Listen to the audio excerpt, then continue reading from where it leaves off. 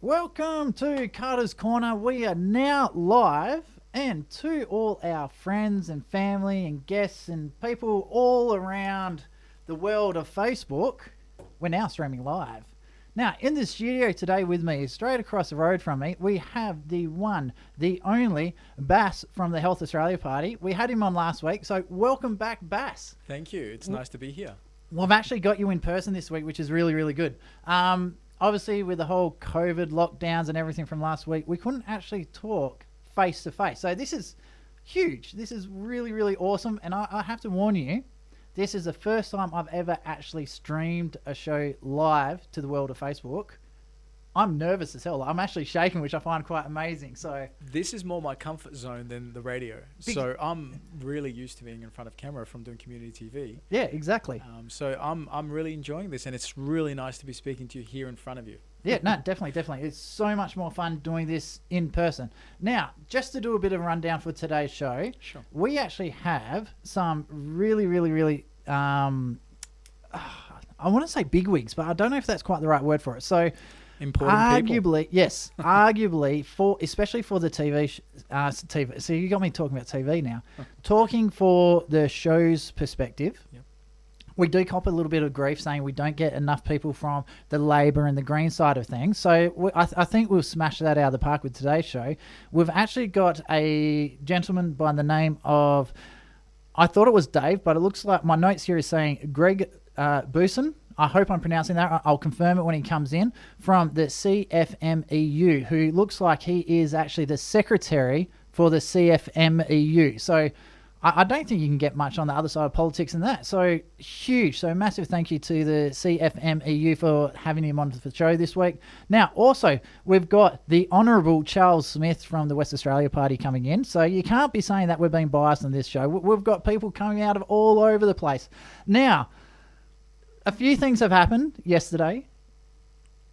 Right. The preferencing. Preferencing, yes, Yes. of course. How could I forget? Of course. So we've had a few announcements on the preferencing side of things and a few shocks as well. So to spread the love. So we've also got Tyler Walsh, who is the North Metro Upper House candidate for One Nation, coming in as well. So he's just, I think he's having lunch out in the lunchroom at the moment. So we've got everyone. And to wrap it, oh no, he's just there. I've seen him. You can't see him on the camera, but he's just waved to us.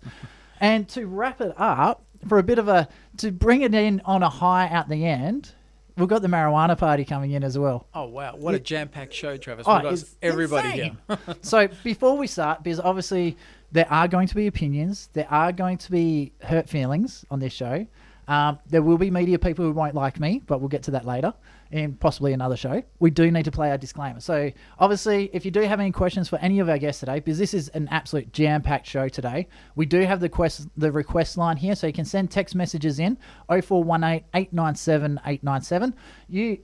In the world of Facebook, you can also send messages. It is being manned. It is being watched. So the producer, Dwayne, I don't know if you can see him or not, he is monitoring that on the other side. So any questions you do have, feel free to put it into the video. Oh, he's waving. I don't know if you can see it. He's absolutely a handsome man. I just got to say that.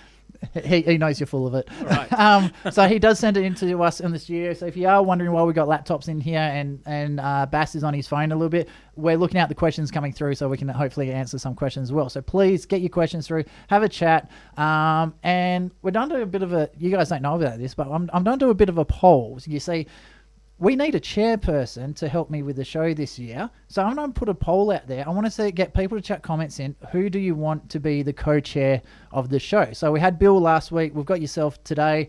We'll have Charlie in the show later on today as well. Who do we want across the road from us? So we'll go have a look. We'll see what we'll see what the people say. I vote for Charlie. Hopefully he will in the election. Hey! All right, anyway, so what we're going to do, we're going to go jump into our disclaimer, and we'll be back very, very shortly. This is 89.7 and Carter's Corner. Well done. Opinions expressed on Carter's Corner are entirely independent of the opinions of Radio 89.7 FM's Wise Board, talented management, and wonderful sponsors. Carter's Corner respects the right of each individual to hold and express an opinion unfettered by the shackles of political correctness and without fear of quivering in the quicksand of cancel culture. Radio is for entertainment, not censorship.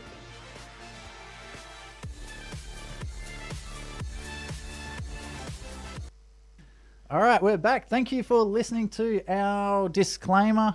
Bass is looking at me. He's like, I know that song in the background of that disclaimer. For the people out there listening who want to know what it is, there's an Aussie band called Pendulum. They're a drum and bass group. They actually did a cover out, I think it was one of their Sydney shows, of the original ABC theme song, and it's just really, really cool song. So, yeah, I kind of grabbed it and did our disclaimer with it, and it's just awesome. I love it. So, yeah. So, Bass, the whole reason I didn't originally invite you into the show today, obviously Monday, preferences got finalised. Yes. A lot of people out there, so this is going to be a little bit techie before we get into the real nitty-gritty stuff. So a lot of this show today is about preferences, Stuffups, Kirkups, and all sorts of other weird things that are going on over the weekend. So let's get the nitty-gritty out so people understand first, and then we'll get right back into it. So you'll hear a lot of people talking about preferences. Did you want to elaborate? Oh, look, I love educating people about things, especially things that I'm learning all at the same time. I'm new to the world of politics, obviously. I'm not a career politician, never even had a faint idea of joining politics. But as you do, then you've got to sort of educate yourself on what you're entering into. And so preferences for people that don't know, it's very important for voters to actually educate themselves on it. Yep. When you vote above the line on the ballot paper and you put a 1 for let's say Health Australia Party. Nice plug. Thank you. What happens is you're basically trusting the party that you're voting for, that they've preferenced all the other parties in a certain order. Well, it's really funny that you say that you trust, and that's a key word there. I think thing. Trust is the biggest one. Yeah. So when you're voting above the line, you're effectively giving absolutely 100% of the Legislative Assembly Council. So this is the upper house. These are the guys that audit any policies that the government put out. So you're putting 100% of your trust to make sure the politicians are doing the right thing in the hands of the politicians you're voting for. Yes. So let's say, for example, you want a Liberal government. Yep. I won't hate you for it, but if you want a Liberal government, you put a 1 in the Liberal ticket side there, and that means you're trusting the Liberal government 100% to make sure they're going to represent you in the upper house, which is the Legislative Council, and you trust them enough for absolutely everything that they do for the next 4 years. Or you can override that and you can vote beneath the line and you can label in the number order of preferences that you would like to see. Exactly. And so that's how voting works. A lot of people don't know how it works.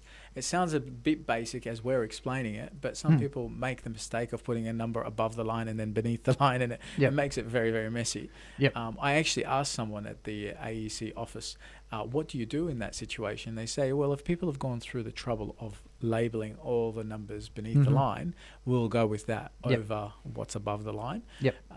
But I did scrutineering for the federal election, great. And the term that they use is they want to, if the intent of the vote is clear, one of the rules was in the lower house you had to put a number in every single box. Right. If they did the first 3 and then ignored the rest, the intent was there. So the Australian Electoral Commission, so you got to remember this is a state election, so it's the West Australian Electoral Commission. The Australian Electoral Commission said the intent was there, you still accept the vote up to that point. So now, if you do decide to donkey vote, that's where you just do something silly on it. There's a very, very good chance that your vote is just going to get thrown out. So I have had an opportunity to read some of the documentation coming from the West Australian Electoral Commission, so make sure you go jump on their website if you do want further information about this. Just a quick search in your search engine, WAEC, or just the West Australian Electoral Commission. All the details will come up, all the information's there. But it's really important because if you do not number every single number below the line, it won't count. And that's what I'm reading from the Electoral Commission. A lot of that can change from now to the election. A lot of it will depend on what the Electoral Commission says. I am big on the education front. I might actually end up doing a video on that where it shows people how to vote, where to vote, and making it simple, because I think even younger people, especially let's say someone who's just turned 18, just registered to vote, wouldn't know how to complete a voting ticket. Exactly. Well, they've never done it before. And there's a lot of people out there who never really had a care. And I hate to say this, a lot of my family members are like that. They just, Pop votes Labor, so we'll vote for Labor. Yeah. So they're starting to wake up. They're starting to understand the difference between Labor, the Liberals, the Greens, and all the different minor parties out there. So I'm kind of surprised how many calls I get from family members saying, hey, what does this mean? What is that? What is this policy? What is this bill? Because there's so many legislations and bills and policies that have been pushed through or snuck through like 12 o'clock at night, which no one knows about. And they shouldn't be happening like that without, public consultation. The other thing is, it seems like the whole thing is like very much a foreign language. And it really does take people to wrap their head around it. And even a seasoned voter like yourself, Travis, might forget how to vote after 3 or 4 years because the elections come every 3 or 4 years. And it's not just that as well, because you got to remember the federal elections where when you were voting below the line, you only had, I think it was 12. You only had to put 12 numbers in and they'd still accept the vote. So state legislation can be different to federal. So even though you might think you know the legislation, like I'm pretty good with the federal legislation, I'm still catching up with changes on the state side of things. So yeah, definitely make sure you hit up the WAEC for the details on that one. I know this section has been a little bit challenging for the listeners because it is pretty, I won't say boring, I find it entertaining, but it's technical. It's technical, yes, and doesn't usually make great radio, and let's be honest with you. But we got the live stream working. So I want everyone to say hi and thanks for the info. Wave to Bass. Awesome. So what we're going to do now, we do need to get a message from our sponsors because let's be honest, they pay for everything here. So let's give our sponsors a bit of love. Let's put that on through and we'll be back after a quick little tune. Now, for the people listening on the live stream, due to copyright laws, we will be muting the audio after the messages. So if you don't hear anything, jump onto 897fm.com.au. You will be able to listen to the music there. So this is Travis Carter, Carter's Corner, and across the road we've got Bass from the Health Australia Party. I keep saying WA Health Australia. There's so many different parties. It's getting a bit of We are the WA branch of it. Yeah, so I still want to get it right. So Carter's Corner, we'll be right back after this. All right, Carter's Corner back again. So I don't know for those watching on the stream, hopefully it's back up again. It's like I said, with the copyright, the music and all that, Facebook is really, really strange sometimes. So this is very experimental. We're hoping it works. So you have Travis Carter, Carter's Corner, 897. We've got Bass from Health Australia Party.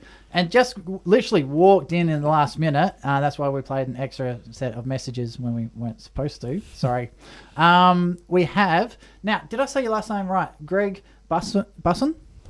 Very you can good. talk now, Greg. Thanks, Travis. Yeah, your mic's live. Yep. So Greg is from the CFMEU, and you are the secretary. Yeah, of the Mining and Energy Division. Fantastic. Now, the amount of times I've said we've got the CFMEU coming in, people look at me blankly, and so a lot of people don't actually know what CFMEU actually stands for. So well, it's actually CFMEU now, but it's Construction, Forestry, Maritime, Mining and Energy Union.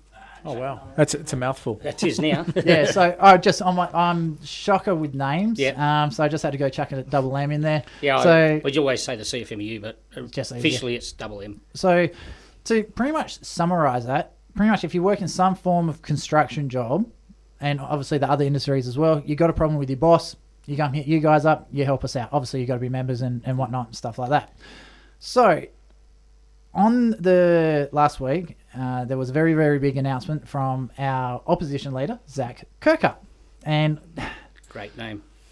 it's just perfect because it leaves him over for so many. So the whole theme of this show has been Kirkup Stuffups. So there's been 3 big ones, and you could argue a 4th coming through literally this week alone. So the first one I want to have a talk to, and that's the whole reason why you guys are here. Kirkup's decided he wants to cancel coal in Collie. How's that for a tongue twister? So, I'm just getting a message from the director. There's might be a problem with the live stream, so just bear with us for a minute. So while we're getting that sorted out, Greg, so how is that going to affect people down in Collie? Well, it came as a shock on last Wednesday or Thursday whenever I got the news. We've been working with the government on a just transition away from coal-generated base power load for 3 years now. Mm-hmm. It's a gradual phase-out, trying to attract more industries to town. That we'll see coal probably play some part in the state's energy requirements for about at least another 20 years, but at a reduced rate as we go along. There's no other jobs in Collie. It's solely reliant on this 1,500 jobs directly related to coal and the power industry in Collie. There is another employer, so Worsley, South 32 it is now, halfway between Collie and Bunbury, but the majority of the people work in the coal mines and then the related service industries around that. So the surprising thing about it was he had this plan of $100 million for retraining people, but what do you retrain them in when there's nothing else to train? Well, all you're going to do is retrain people to leave the town and the community. Exactly. And a lot of these small mining, the forestry industries, a lot of the small towns, especially the farming ones as well, they're struggling to hold their people because there's no opportunities in the small towns. Most of the kids are leaving. The amount of farms, and I'm talking 4 and 5 generation farms that are getting shut down, or they're just walking off because there's nothing they can do. So I find it really strange that the Liberal government, well, Liberal opposition, especially Zach, because by the sounds of it, he's done a total backflip. And so this policy is just so green. Like, I don't know. It's just when I heard the announcement, I was actually in genuine disbelief that a party that was supposed to be standing up, and not, I don't want to say against the Greens, because there's a lot of policies where they do vote together. It just seems since Lisa Harvey stood down and Kirkup took over, they're no longer the Liberal Party. They're no longer the opposition. They seem to be the Greens. Well, So that was the surprising thing about the announcement. If it had been Labor that made that announcement, the first thing that Kirkup would have been doing, or anyone else in the Liberal Party previously, was standing on the front foot and saying that Labor's being ruled by the Greens. yeah, exactly. So now we do have Bass here. So he is from the Health Australia Party. Do you have any questions for Greg, like in regards to this? Oh, Greg, so how many jobs would be affected? Did you say 1,500? Yeah, well, there's 1,500 direct jobs. Well, that's directly, but there's one privately owned power station, which is Blue Waters, which that's probably linked to 300 jobs. But directly, then you've got all the other. Once the coal industry stops, there's places like Worsley, which is South 32, Coburn Cement. A couple of other people use coal. Yep. Where do they get their power? Where do they get their energy from after that? Now, the other thing a lot of people don't understand, and there's a big argument, especially coming from the grain side of things, we need to stop coal. We need to stop coal. We need to go to renewables. We need to go wind, turbines, hydro, solar power, stuff like that. A lot of people don't realise coal is also used in making steel. So even if you totally shut down the coal industry in WA, how are you going to get the required, I think it's called coking coal from memory? How we don't get the coking coal for making steel? Like, we still don't have cars. We still don't have mobile phones. Lithium batteries have a stainless steel coating around the batteries, which is don't store all the, the solar power energy from up north. How we don't make all that stuff if we're not mining coal? Well, in WA, we've only got thermal coal anyway. All the coking coal was from the east coast, so Queensland, New South Wales. Yep. So, which is export. That's where all the export dollars are in coal. Last year was between that and iron ore. They were the two biggest export earners for Australia. Okay, so here's another question for you then. If we've got the thermal coal used for power generation, how much of the Collie supplies the power, like the coal, to generate our power? Well, Collie supplied the power into the southwest grid. Yep. So it's depending on currently it's with the wind that they've currently got and the solar that they've currently got. Collie's still putting between 25 and 30% of the whole southwest grid power. Wow, and from memory, that includes Perth as well, doesn't it? Yeah, parts of Perth, yes. So if they do, I don't know if you're a power expert or anything like that, the people within the CFMEU, have they anticipated, because I remember a couple of years ago before they built the Tesla battery in South Australia, Victoria regularly were getting blackouts. Is that something that we can plan to see coming forward into WA as well? Well, if you're under this plan, you probably will. Because I know where I actually live south of the river. I'm in near Kelmscott, and probably every 4 or 5 days our power will drop for like 10 minutes our time. Well, maybe it's a good exercise that when I go back to Collie tomorrow, we'll just turn the power off for a couple of days, see how you go. No, but please don't. Yeah, but that's why we're working with Labor. We're not putting our head in the stand as a part of the community. We understand that the world's completely changing, but we're also keeping our eyes open to new technologies. So there's a thing called HEL. So it's high energy, low emission coal technology. Yep. Also looking at the opportunities of maybe extracting hydrogen out of the coal. The Victorian government late last year just announced a $700 million feasibility study and looking at, they've got brown coal in Victoria, but they're looking at using the coal for a different purpose. Fantastic. Wouldn't it make sense that if any governance is going to be introduced, that it does the proactive work first. So let's say clean energy, they roll that out first before they... Well, it's like the you get the kids the presents for Christmas with all the batteries, and then you forget the batteries. It's a waste of a present. Exactly. So it's having like you say, having all your place. Same as gradually shutting down the coal and the power, if that's the way they want to go.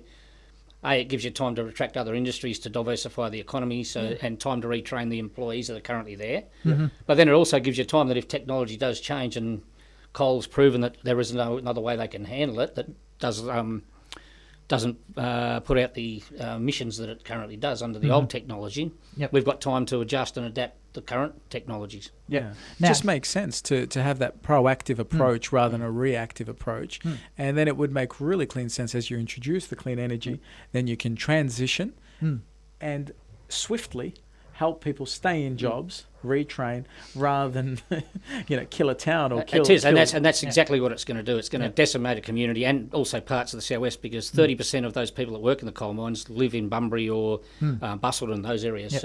So one of the things, I'm not sure if you're aware of this, I do have a laptop here, and a lot of the comments that come up on the Facebook page on my own personal systems, and you can send in text message requests for questions. So the line is 0418 897 897. Obviously, we've got the Facebook stream on Carter's Corner.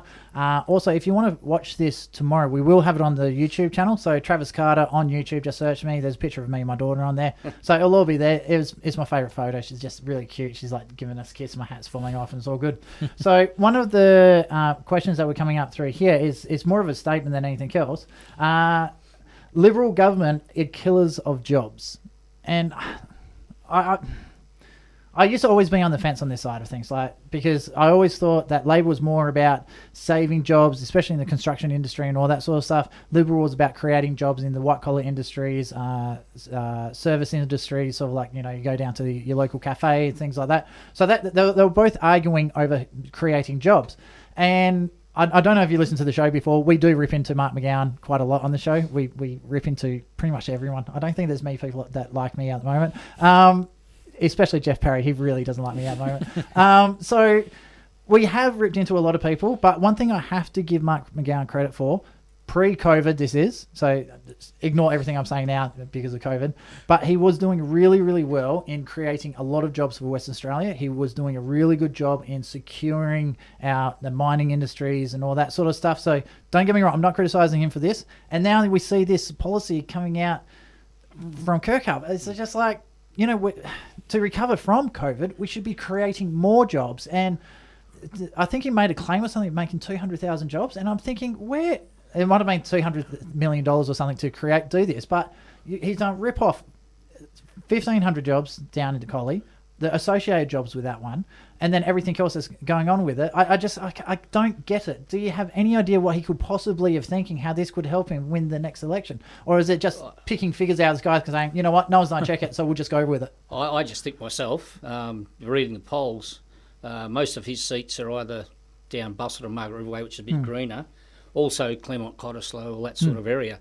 If you read the polls, he's been starting to lose ground there. So I think it was just an announcement to try and limit the damage in those seats. That's my personal opinion anyway. Yeah. So I've got to have some interesting figures here. Some polls were actually released over the last couple of days. His own personal seat, from understanding, is Dawesville, and he's only holding it by 0.7%. Oh, wow. So when you think about it, there's only about 25,000 people per electorate. So... 1,000 people, maybe, switch? 500. 500? I know the candidate that ran against him, that it was a bloke called Adam Woodidge, who's an organiser for the ETU. Okay. And I think he only got beaten by 500 votes. Wow. So that's another thing where his electorate is. There's a lot of people that are related, that live there, that work at Alcoa, in Pinjarra, Wagerup and places like that. Yep. This might do some damage to him in those seats too. Well, just in line with Carter's Corner narrative, so we're saying the Libs are killers of jobs, especially in rural, where we need to maintain jobs, and Labor's potentially killer of small business with lockdowns. Is that right up there with your narrative? Wow, okay. Talk about picking on people. Now, that didn't come from me, that came from Bass. No. I mean, just to include the small businesses that have been affected by everything that's been happening, I'm guessing they're feeling this pain, and they're probably going, well, Where do we fare in this? We don't live in Collie, or potentially there's small businesses in Collie. The thing that I've also noticed is a lot of people, especially, let's run with the small business just quickly. I'm just keeping an eye on the time because we got to go do some messages soon. So a lot of small businesses, the biggest way to make sure they stay in business is to reduce as much outgoings as possible. And I know my power bill is monstrous compared to my water bill. And so if you start messing around and experimenting with power, what's that going to do to small businesses in the local region, especially if they start having power out, stuff like that?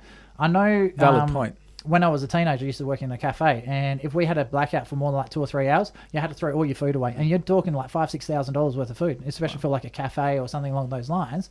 How is that going to affect a lot of the small businesses? I think whoever's in powers that are hiding to nothing, because he either A, has the lockdowns, keeps everyone safe. I love how you do the quotations. Or B, he just lets it open slather, and then everything shuts down because COVID's rampant. You're on hiding to nothing, really. Yeah. So what we're going to do, this has been really interesting. So hopefully you'll stick around with us a bit longer because there's more we want to talk about. So I'm going to go to a quick message, and then after that we will have... actually, we're going to go to a song because I doubled up on the messages before. So we will go to a song, and we'll be back after this with Carter's Corner. All right, Carter's Corner is back again. I'm just playing with the volumes to make sure that people can hear me. There we go. Now, just for the live Facebook stream, this is Carter's Corner. You've got Travis Carter here. We've got Bass. Just hit my microphone. We've got Bass across the road from us. And I think we're getting an indication for volume up. Oh, okay. From the producer. I didn't touch anything, but he's saying he's happy now. So excellent. Wow, actually, that is very loud. So we've also got Greg from the CFMEU, commonly known as the CFMEU. And just came in for the people watching on the live stream. We have had Michael Darby come in and join us as well. So for those who don't know who Michael Darby is, he describes himself as a friend to mining. He's an extremely knowledgeable person when it comes to pretty much everything politics, and an amazing bush poultry person. Like my kids were a bit of a ruckus, and Michael just busted out with, I think it was Banjo Patterson from memory. And I've just never seen two kids just stop dead in their tracks and absolutely enthralled, like, they just love it. So if you ever get a chance, listen up, Michael Darby, bush poetry, absolutely phenomenal. So great babysitter for us. So thanks for that. All poets love commercials. I could hear outside you lads discussing the issue of jobs. Hang on, Michael. Let's all understand what a job is. A job is human activity which is paid and which adds value. Brilliant. And the best example I know of a person who adds value is a coal miner, because a coal miner is paid to bring out from underneath the ground something that has no value down there, but when you bring it out, it makes civilization possible. Exactly. But we now have a bunch of clowns in government who are saying, we are going to create 200,000 jobs without asking the question, what is a job? So what they are going to do is to create jobs, so in their terms, which subtract value instead of adding it. And then a job is subtracting value if it is receiving a subsidy. And if we are going to carpet Western Australia with windmills and solar panels, every one of them subtracts value. Yep. What we need is more industry, more coal mines. We need smelters. We need things that actually add value, and we need, of course, our wonderful primary producers. So we have at least one political party, and probably others, who do not understand that you have to add value all the time so that the poor and the disadvantaged can be cared for, and so that ordinary people can look forward to a prosperous future. Yep, I can't argue with that one on that sage side advice. of things. Yeah, very sage. My biggest concern, and don't get me wrong, I enjoy having a clean environment. I enjoy being able to walk down the park without my shoes on. I hate shoes with passion. For those watching on the live stream, by the way, you'll probably wonder why I've got a dress shirt on and shorts and thongs. We're having a bit of a poking fun out the mainstream media where they're sitting behind the desk with the suits on and all that sort of stuff. And hey, we're on radio. No one can see us until now. So that's the reason behind the bit of a joke. So, but with the coal side of things, how the whole country as a whole was created on it. You got to think like the trains, way back in the early days when the farming started really pushing off. How were they getting all the product from the farms to the port to be exported? And how did they get it from the port to the next port? By Exactly. a steamship. Yep. So way back in those days, so they had to have coals for the steamships, coal for the trains. Back in when they had steam engines, they had to use the coal to create the steel, which had all the train tracks. You know, so this coal has built the country. And Michael is right. We do need to look at manufacturing, production, and things like that. We can't do it, and we can't be so reliant on places, especially like China, who, after what happened because we dared to ask where COVID came from, and then all of a sudden they stopped taking our wine, they stopped taking our, I think it was barley. There's a whole heap of other things that they're holding us effectively for economic ransom because we dared to speak up and have a voice. And I think that's a disappointing thing on a federal level, is we were shown our weakness, our soft belly, that we rely on other countries for all this stuff. Successive Liberal governments federally have shut down all the manufacturing in this country. Might I say that Labor, when they've had a chance and haven't had a chance to return it, but not once have they mentioned, since we're trying to come out of this recovery, about setting up another manufacturing industry in Australia. We've got that. We've also got the security problem we've got with our fuel supplies. Yeah. I heard we're down to like 33 or 34 days or something. I think it's only 10 if you really... 10 down even lower. For our state. See, For our state, yeah. If you have a look on the federal side of ACT, because I'm pretty sure the fuel reserves is actually a federal policy, it actually says we have to have 90 days in the reserve. So how... And the MUA have been having this running a campaign on this for the last 3 or 4 years, and it's just landing on deaf ears. Prior to the last federal election, Bill Shorten had a plan about returning to state ships again, an Australian shipping industry that would go around our thing, because I think there's only one ship left in Australia. So that's all of them another industry destroyed. Yeah, so at least he had a plan to sort of return that. He understood how vulnerable we are, especially if you want to invade Australia, just cut off their fuel supply for 10 days and then come and get us because the army can't fight. And don't worry about the power stations. We'll take care of it ourselves. So that's another thing that Michael was a great point. This decision that's come from Mr. Stuffup, there's another name, but it's later on in the night I can say that one. We are after the swearing level, but... So the disappointing factor and the surprising factor, he hasn't consulted one person. He didn't consult the representatives of the employees, so the unions. He didn't consult the employees themselves. I've talked to the coal companies. He hasn't talked to them, and he hasn't talked to the power stations. How do governments or governance get away with doing that, running policies or trying to run a policy without consultation of the people that could be most affected, directly affected? And I would say also he's chucked his candidate and colleague Preston under the bus, because I bet you he hasn't consulted her either on the thing. Well, I've always had this thought, and I've been a little bit hesitant to voice it, but you know what? I think I'm in a pretty safe space here. I've always wondered, did he actually consult anyone before announcing this? Like, even his own party? Yes, so, there was one. He did consult a clown named Dr. Honey. Now, Dr. Honey has no excuse. He's a well-educated man. He has a Bachelor of Science. He's got a PhD in chemistry. He has actually earned his living working for a major company. But the man has no idea at all, and it is he who believes this lunacy about the global warming cult. It is he who believes that carbon dioxide makes the earth hot, and it is he who is deliberately setting out to de-industrialise Western Australia. There is no excuse for him, and I've publicly challenged Dr. Honey already. I'll take him on in a debate. The loser to donate 10% of his net worth to a charity nominated by FM Radio 89.7. Wow. That's pretty awesome. I wonder if we count as a charity. Well, you know what I'm wondering about here, Michael, and you raise a really good point. There are people giving advice that are non-elected people, and they're giving advice to officials and to people that make policy and governance that affects everybody. These are non-elected people, like Dr. Honey here that you mentioned.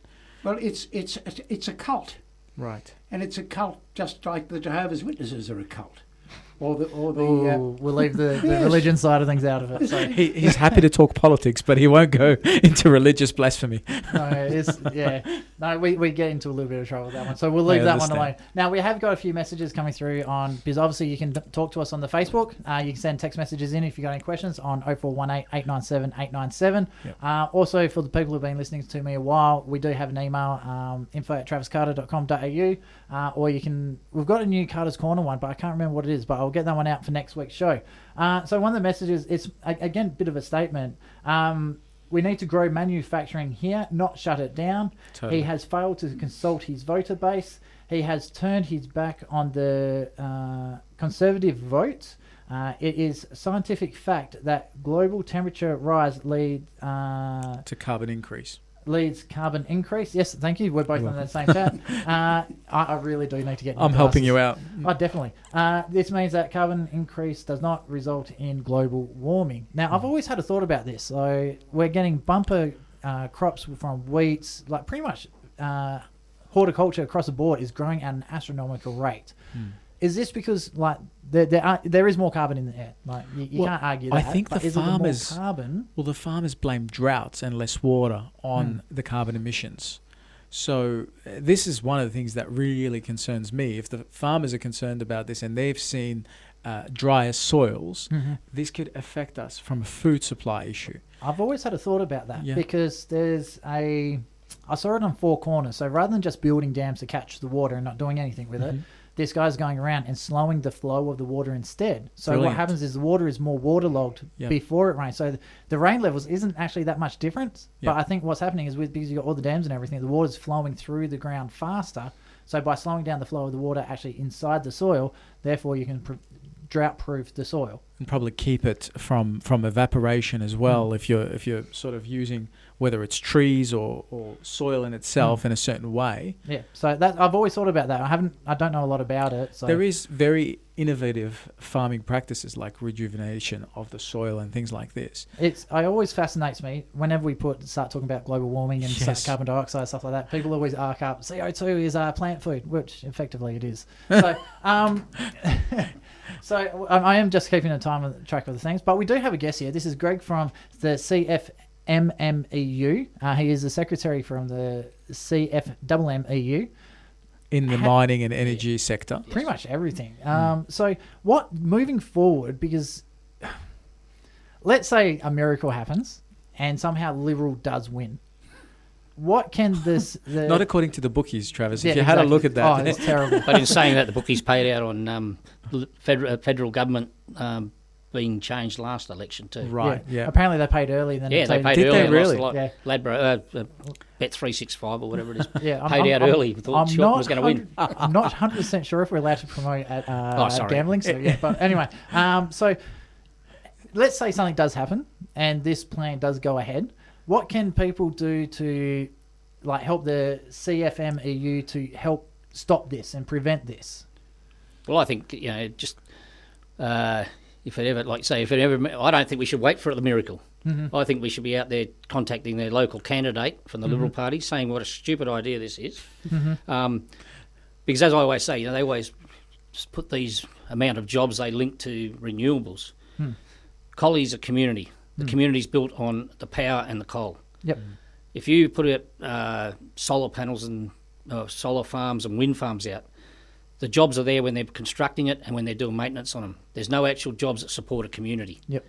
We need people now to get on, either put your voice up at the ballot box, or contact the Liberal candidate in your area and just tell them what a stupid idea this is, putting the whole state at risk of blackouts. Well said, Greg. Well said. So definitely. One of the things is, especially this election has been a bit of a running theme. So let's say to the listeners out there that are on the right side of politics, they do want a Liberal government and that they're really upset about this. So there is a way to send a very loud and clear message, but still to give your required government that you want. So we won't hate them for it. We'll be nice. But what you can do to send a very, very loud, clear message to them, because you've got to remember, for every vote, the first vote that you give out to either the Liberal government, Labor government, or whoever, as long as they get 4%, the government gives them back. I think it's about $2 for the state election. It's exactly $1.97. There you go. Thank you, Travis has made a very important point here. Because if people vote for the Liberal Party or for the Labor Party Mm-hmm. or for the Greens, the number one vote gives them $1.97 in the lower house and $1.97 in the upper house. Yep. So the answer is vote for a small party first. Thank you. Then, Vote for a very tiny party. Vote for Bass.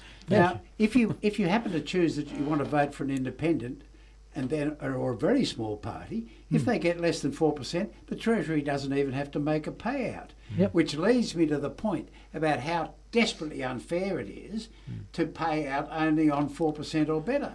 Why shouldn't some poor blighter who's running as an independent and gets 50 votes? Why not get it? Why doesn't that fella get $100 in hand? Because the small party or the independent loses the $250 deposit anyway. Yeah. So it's just another one of those methods to rip off small people for the benefit of the major political party. And Now- you make a really good point, because coming from a small party, guys, we have to fund everything ourselves. It's kind of like community radio here.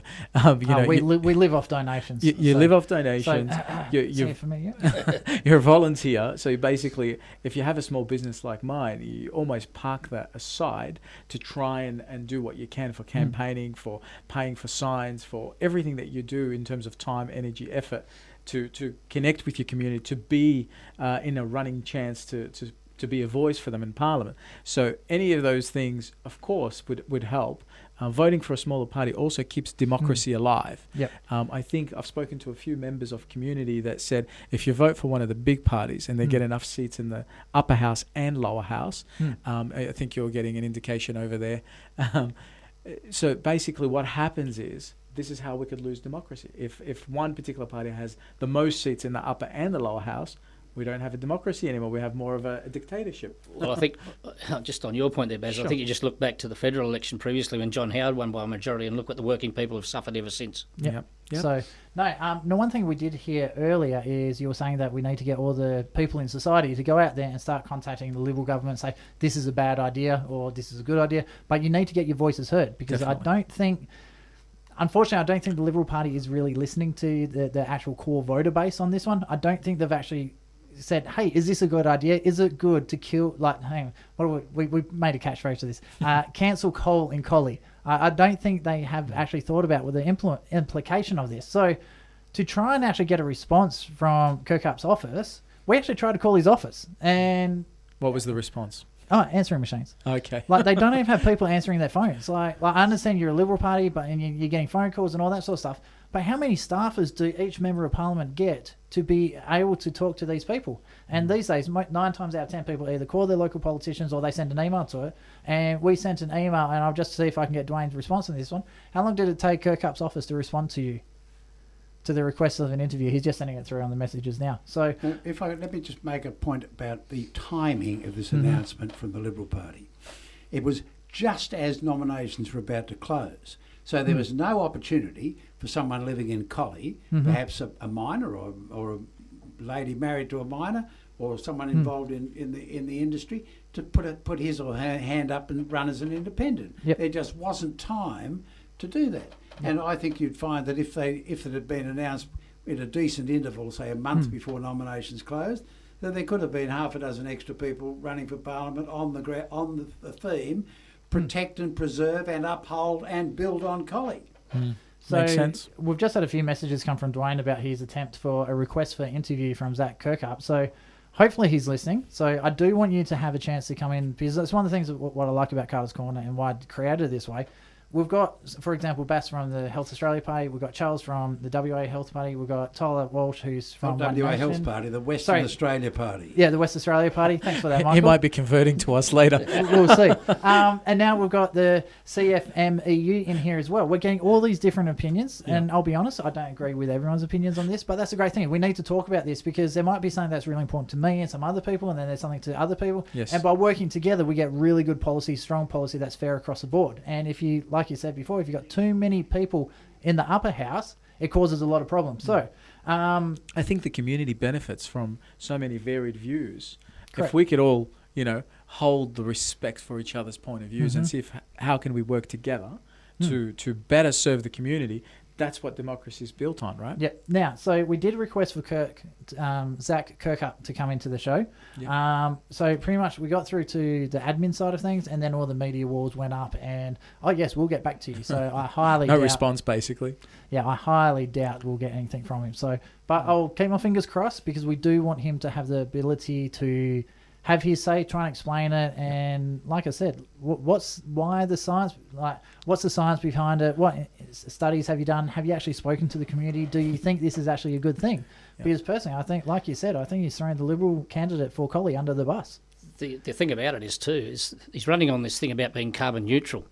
But if you read the policy or the two lines in the policy, it's only the government being carbon neutral. Yeah, private business can go and do whatever they want. The gas industry in West Australia is the biggest polluter of emitter of greenhouse gases in Western Australia. Yep. There's no mention of them in the thing, and everyone that does emit greenhouse gases, if he gets his way and comes here, who's next? Yeah, exactly. So we are 2 minutes past 7, so we do need to go to a message. So this is awesome. So gentlemen, hopefully you're happy to stick around for one more segment. Sure. Fantastic. We've got thumbs up all around. So this is Carter's Corner. We've got Bass from the Health Australia Party. We've got Greg from CFMEU. He's the secretary for, is it Mining nationwide? and Energy. Mining and Energy, yep. And we've got Michael Darby, who is just an absolute legend. So we'll be right back after these messages. All right. Carter's Corner back again. Yeah, the ads didn't play. That was awesome. I didn't fail again. I think we need volume up, though. Yeah, I think I've unplugged the thing. No. Have we got volume now? Dwayne's dancing the jig. Yep. I like that. I wish we could turn the camera on him. It's like a disco. Yeah. It's like those guys that bring in the planes at the airplane at the airport. Oh, yes. Yeah, okay. So, so obviously Carter's Corner. I'm Travis Carter. We've got Bass directly across me on the yellow mic. We've got Greg from Greg Busson. Okay, so from CFMEU, and we've had a changing of the guard. We got Charles Smith, the Honourable from the West Australia Party. Hello, Travis. How are you? Good. Actually, would need to boost you a little bit. How you going? Hello, Travis. Ooh, that's a deep and sexy voice there. You sure you're not on one of those 1-300 numbers? Wow. He's honourable. He's honourable. So Good let's keep good this evening, respectful. listeners. So are you actually on the, hey, Dwayne, can we just make sure Charlie's on the screen as well? Yeah, he is. Awesome. So this is really, like, it's strange and weird. It is and new fun. to you when you have a camera in here and you're just used to radio. Oh, it's but it's very... actually, I think it's a good touch. I was planning to come in here and do a whole selfie thing with Facebook Live on my phone, but this just goes one step further. Does the job for you. It does. It does it for me, definitely. Yep. So what we have got Charlie in here. He is a current sitting member of Parliament. Actually, I'm a little bit quiet now. So Charlie, thoughts on what the Liberals have done? Has Kirkup what have they done? Has Kirkup made a career-ending stuff up? With what in particular? The cancelling of the coal Liberals, in Collie. the Liberals for climate change policy. Yeah, the blue-green algae party. I mean, the Liberal Party. Well, I think I was surprised as the next man was, to be honest. Yeah. A policy out of left field for a Liberal or Conservative party, that's for sure. And it's the ironic thing is, and the hilarious thing is, if you play that on a national basis, what we have in the state WA Liberal Party is what we have over in the eastern states from the Labor Party and vice versa. And it sounds like when McGowan says you're destroying jobs, etc., and so on and so on, that's what Albanese is saying over there to the Liberal Party when they talk about shutting down stuff. I must admit, as someone who doesn't follow...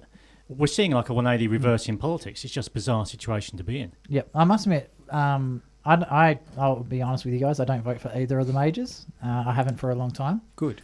Vote for one of the smaller parties. So it's it seems to me, and this is the reason why I don't vote for the majors. They're just name calling each other. Right. There's like two kids in the school playground, like kindergarten kids, punching on with rubber gloves, and it's just frustrating because it seems that they're always trying to. They've got power brokers in the background saying, no, you will do this regardless of what the voter core base wants and all this sort of stuff. It seems there's always some sort of policy coming out let's start with Bill Shorten. So he did the removal of 50% of the carbon combustion vehicles by, I think it was 2050. So at least he gave a really long time frame to get it done. I support that, but how many Australians have four-wheel drives? They're driving their boats and all that sort of stuff. I don't think that policy was very well thought out. Maybe gradually, not going to 50%, because I've got a wife and two kids that live with us, and so we've got two cars. One I barely drive; it's just like a backup car. But electric cars are just way too expensive, and they're not that efficient yet. So I just find it's that the majors continuously don't really talk to the voter base. And there was an interesting post coming out from the boss of Twitter saying that only 20% of the people make 80% of the tweets. So there's a very small minority being very, very vocal, very loud. And I wonder how much of that is the Liberal Party, especially in WA, getting caught up, and they're hearing things in the background from power brokers saying, right, you have to do this, and they're not really talking to people. I think it's very obvious that the Liberal Party have been receiving really, really bad advice from their people for a long time now, going back to Lisa Harvey when she was leader. Just coming out with just absolute rubbish, and it's just continued. They desperately need new people and new ideas and new leadership in that party. Or do they need to go back to the old hands? Maybe get Mike Nehan back? I doubt it. Ooh, I think I might hit a chord there. Ned Flanders. Yeah. No, I like that one. Very, very true. But he's Canadian, So, shall we hear a little bit more from what's happening in your world? In my world. Yes, the WA party. So what's your thoughts? Well, as we know, we have a state election looming. Yes. And over this last weekend, we've just done all the preference negotiations. They've just come to a conclusion. And just yesterday, we found out what parties are doing what in terms of preference deals and so on. So that's what I've been doing the last few months, really, is trying to arrange good preference flow for the West Australia party. In this up-and-coming election. And fingers crossed, we will do okay. The big danger for me is Labor having a massive landslide vote, which is just going to knock everybody out the race. That's the danger we face coming from a small party. Sure. And we'd like to see people that value democracy not do that and perhaps look at other alternative options. Well, I know that Greg can't support that one because I won't say you're tied to it, but a lot of the Labor policies and a lot of their volunteers, I know when I helped in the federal election, a lot of the volunteers for Labor were actually from members of different unions across all these different industries, because unions have always been for the workers' rights, and Labor has always been. We are big supporters of the union movement, in particular CFMEU and MUA. I think they are the best unions out there. They are really working hard to promote working class Australians, and in particular, we've seen a bill come through the House around industrial manslaughter, which of course we supported and managed to get that across the line. And for that, I think the Liberal Party have stitched me up good and proper in the preference negotiations. So, and the great irony there is, I think that big business, I know some don't like it, but big business are now behind this Labor Party, and they're not too worried about that legislation going through. So I don't know what the Liberals are up to. I really don't know. They're getting bad advice, making all the wrong calls and bad decisions. What my thought, and I asked this last week, and then we've seen all these new policies. Do you think the Liberals will hold on to enough seats? Because they'd lost 18 seats at the last state election. It was an absolute bloodbath in that one. And then you can look at Mark McGowan's popularity now. It's gone to new heights. Well, the polling that's come to my attention is Labor are on a very high primary vote. And that's going to put the Liberals down to about 8 or 9 members in the lower house. They're just going to get completely smashed. So at what point does Liberals no longer become a major party? Is it time that they have to turn around and say, right, okay, we need to start forming coalitions with all the minors? Wow. Well, what they need is a rebirthing to remember what they supposedly stand for and get back to a somewhat of a conservative party, not another left-leaning socially liberal party, which is what they are now. They need to wake up to that reality and do something about it. Okay, so we've had a few messages come through. We have, apparently, we've got a listener. I think it's actually the Greek, all the way from Greece. The guy from last week. So he's listening again. So thank you very much. Stavros.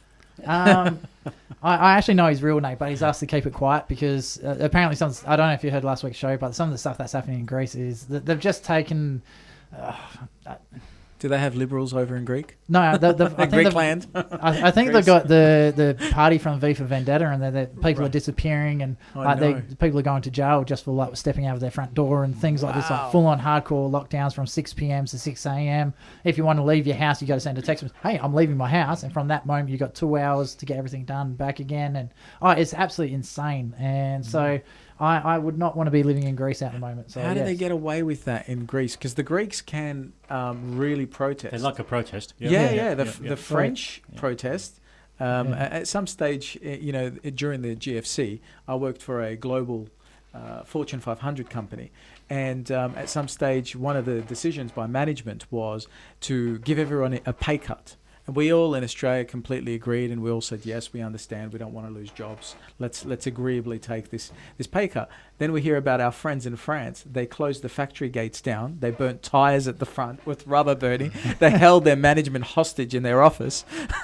And they said, we're not leaving until you can guarantee us that's not going to happen. Well, I think that's union at a whole different level. But that's in a country where going on strike and standing up for yourself is not illegal, as it is in Australia currently. Australia's never ever recognised the right to strike for working men and women. So I've heard that you actually got to take it through. If you want to do a full strike, like tools down, you've got to actually go get permission from the courts to. Well, currently it's called protected action. So if we're in negotiations for an enterprise agreement, for example, the only time you can take it is once that agreement expires. I was a part of the roof tilers strike. Then also it's for a safety issue. So in previous days, if there was an issue at a mine, the whole mine would shut and you get it fixed pretty quick. Yep. But now they've changed the legislation's that far watered down now that it's only those people that are actually at that area where the safety breach is. Right. So all they do is move them out, don't fix it. They'll wait till the next shift comes on and just move someone else in there. It's just the days of being able to force people to, or encourage people to make change before anyone gets injured. But just on that, thank you very much for voting for that legislation. There's a lot of people in Western Australia that have lost loved ones. I can't believe that in this day and age we're still sending our loved ones to work and some of them are not returning. And some of the shenanigans went on with the Liberal Party, blocking that legislation, holding it up, standing up and speaking for 11 hours straight, and just to follow it up was disgraceful. And I think that shouldn't be forgotten at the ballot box either. It's worth saying, you will not believe the pressure business put me under as an individual member of Parliament, continuously, 24/7, harassing me to block. But if you do nothing, just incredible. If you do nothing wrong and you're safety orientated, you shouldn't be worried about the bill. Would this be the professional lobbying? Is that one of the business lobby groups? Which is absolutely dangerous. Well, it's just incredible, non-stop, almost harassment of me, saying you must block it, and it was just outrageous, really. So I think that's a perfect example of politicians listening to the will of the people. People had enough. Sending people to work, as I said before, getting killed and no one coming home, and they were young people that hadn't even lived their life. The majority of these people. So I think that's a classic example where that's politics working perfully, I think. Like when I was working as a roof tiler, there was this one job where they were supposed to put safety mesh underneath it. It was like a 5-story house or something, and he's putting the sheeting in, and he went straight through the mesh because it wasn't installed properly. So things like that is just not acceptable, and I think the kid was like 16 or something. So it's just too young to die. And then we've got the technology and the equipment and stuff like that. It takes 5 minutes to put a safety harness on. So things like that, there's no acceptability for it anymore. It was just pressure to get the job done quick. Well, what we've seen, I mean, I know you'll agree, is we had this race to the bottom in terms of price and quality in building and construction, right? And that's just a big... You're ready to annoy everyone? Problem with... We're not China.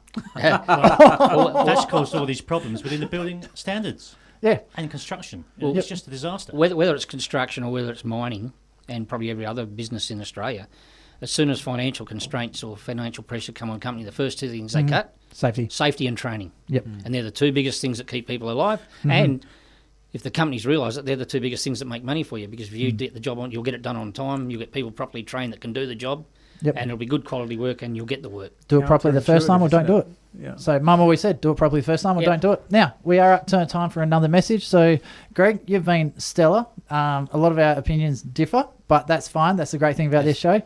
You've been a blast. I've actually absolutely loved having you on here. So Any closing statements you want to make before you head off? I just, if people, we were talking before, just thanks for the opportunity to come on, and hopefully another day I can come back. Hopefully you can use and your he's influence. come a long way to be here, actually. He's come all the way Yeah, from... I've come from Collie, so I had a 2.5 hour drive to get here. And it's actually 3.5 hours by the time I come up the bloody freeway. Oh, this freeway's terrible. How'd you go with the congestion? Oh, geez, it was fantastic. They fixed the other side of town, like Coburn, that's not too bad now, but this side needs a bit of work. But thanks very much, and I really enjoyed it. But and if you can get me a Labor candidate or a Labor politician in here, God, I've been trying for nearly a year to get a Labor politician in here. And I'll see what I can do with our local member, Mick Murray. He's good for a chat. Hey, if he wants to come in, we can always call him in. So, Mick, but love our discussion earlier on about preferences and that. If you're going to go for one of the smaller parties, look who the preferences go to, because in the federal election in Collie, the southwest, because of certain policies of the Labor Party at the time, there was a turn against the federal Labor Party. Yep. But people went to One Nation. Yes. And a vote for One Nation is a vote for Liberal. And that's how come Colin Ticknell got into so just paid leader. If people and exercise your right for free speech and vote who you want for, but remember where those preferences go to. Exactly, and that's why those preferences are so important. And if you don't want your vote to go to the wrong person, always vote below the line. Tell the preferences exactly where you want. So if you do want to send a message and you do want to, in this scenario, so let's say you do want Colin to get your first vote, then give Colin the first vote, and then put your rest into Labor or whatnot like that. So that will, again, send a message. They won't get the money. It'll go to the minor party, or you can put who else? Another of the minor parties. You've got a candidate down that way, haven't you, Southwest? Yes, we do, in the upper house. And the other thing is, just on that, from an educational point of view, all the preferencing is available from now, actually from yesterday afternoon, on the WAEC website. Yep. Now, Dwayne, I've got the link on my phone. I'll send it through to you. We'll get it up there tonight on this video over here. So if anyone can't find it, we'll put it up there so they can find it really, really easy. So, and just quickly, the CFMEU website. We've got one. We haven't got a website at the moment. Our national body has. We're in the process of setting ours up, but we've got fantastic. We've got our email address there. So hang on, I'm just seeing if there's anything. No, I'll get the details up for the federal one. I don't want to give you personal details out on this. You'll get slammed by angry liberals.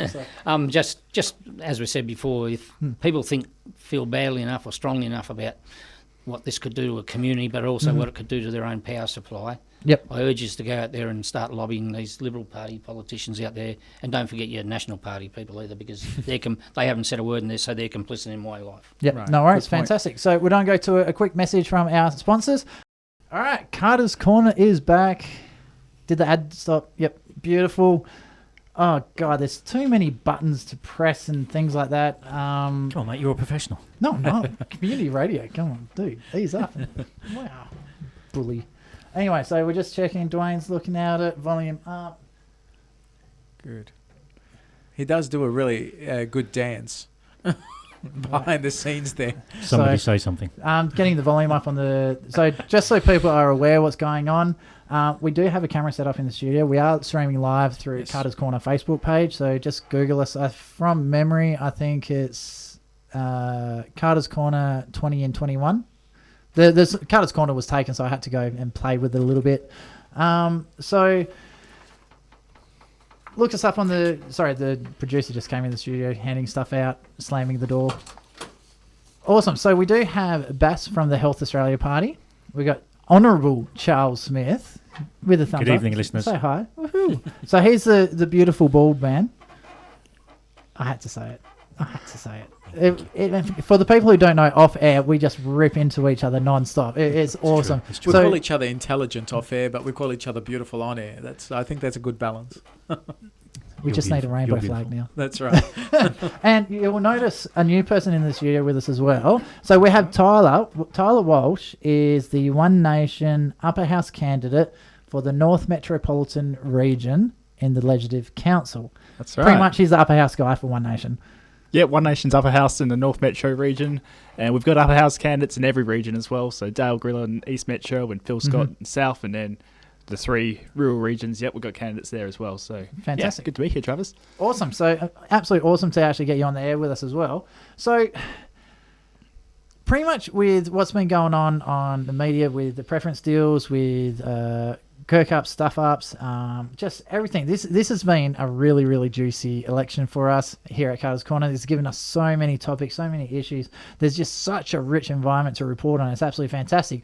Normally, everyone's going out of the way to bag out One Nation. Let's be honest, the media loves doing it. So we haven't actually heard much from One Nation. So Tyler, what's been going on in One Nation, the world of One Nation? So what are your big push for this election? What are you up to lately? Well, the media doesn't really give One Nation that much of a say to actually tell the public what we stand for and policies. And I guess our main focus for this election is to maintain the balance of power on the crossbench in the upper house. Because if Labor had their way, that would be dangerous. Because I know that there's a lot of, popularity for Mark McGowan at the moment, but you got to remember that if Labor have the majority in both houses of Parliament, they can pass whatever legislation they want without scrutiny, and that would set a very dangerous precedent for the next 4 years. There's a very big piece of legislation which I can hear Labor supporters across the board saying, "No, our beloved Mark wouldn't do that."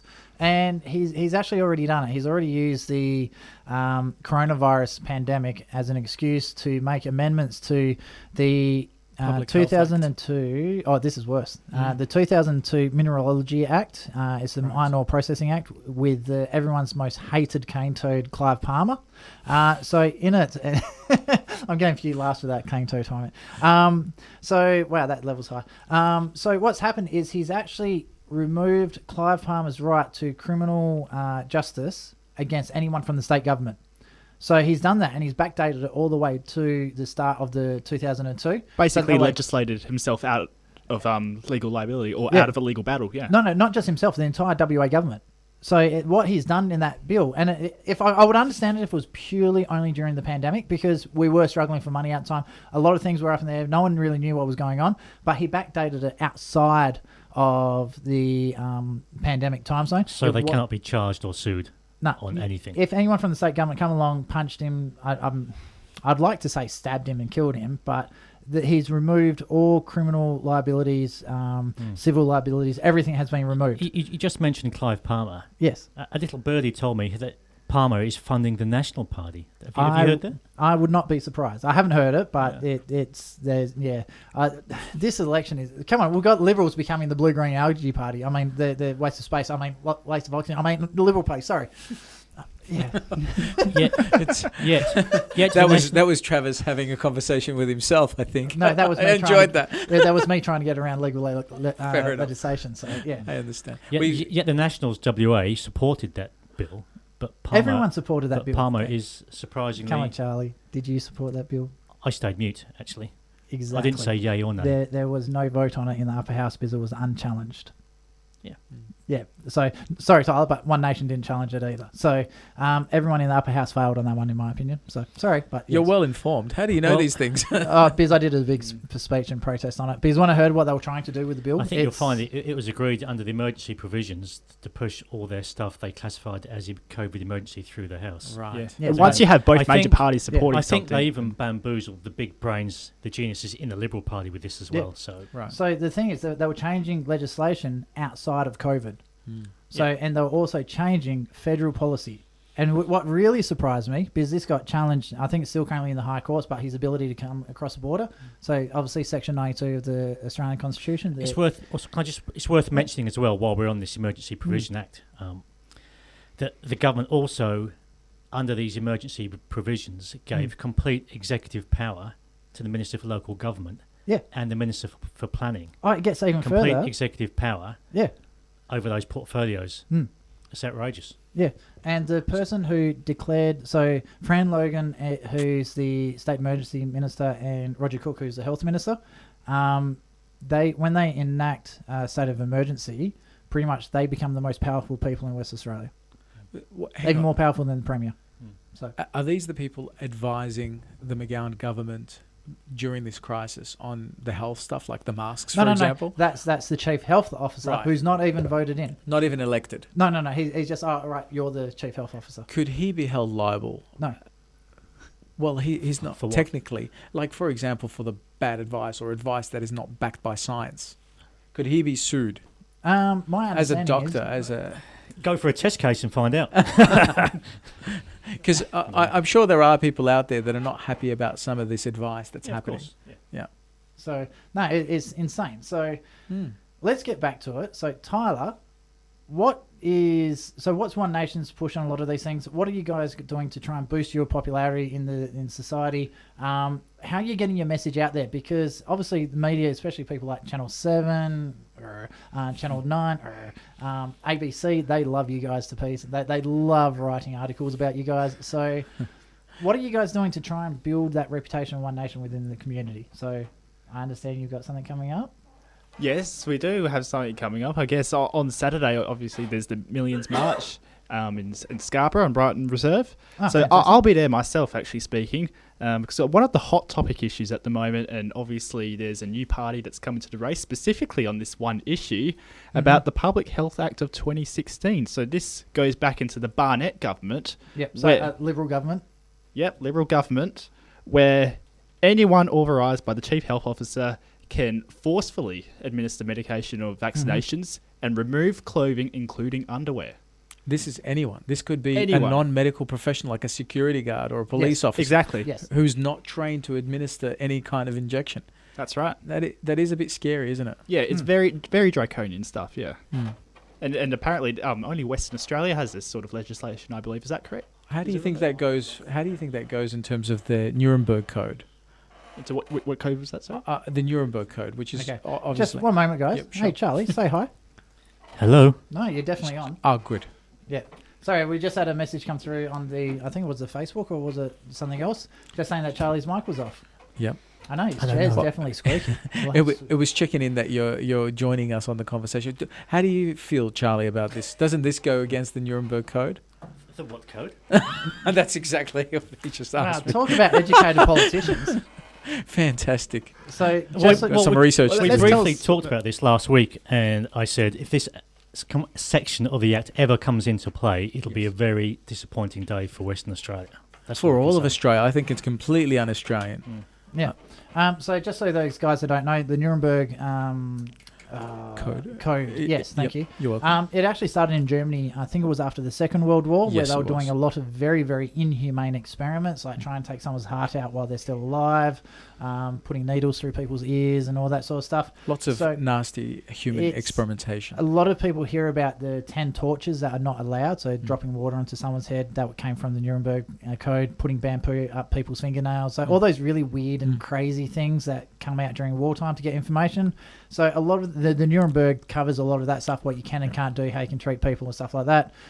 It's kind of like a universal agreement. Is not an actual law. It's like an agreement all countries have that they're not going to do certain things. Which a lot of these stuff has already been violated with what we've seen with lockdowns and masks and Yep. a lot of the changes that have happened where people did backflips. So you'd have the deputy chief health officer saying, you shouldn't have masks on healthy people, and less than a year later turns around and says everybody's got to wear masks. Where do we stop? That's absolutely right. Did you see last year in April, our health minister, Roger Cook, said that himself, straight from the horse's mouth, you do not need to wear a mask if you're healthy. Yeah. Yep. So what's changed since then? I don't know. It's like they're losing control of the people. Masks No. have become a popular thing. I think in America they went as far as saying wear 2 masks, and there could potentially happen here where you wear 2 or 3. Or is it an exercise in compliance of the population? Absolutely. Well, you know what I've seen, and just exactly to that point, is when people were told to wear masks, they all immediately wore it.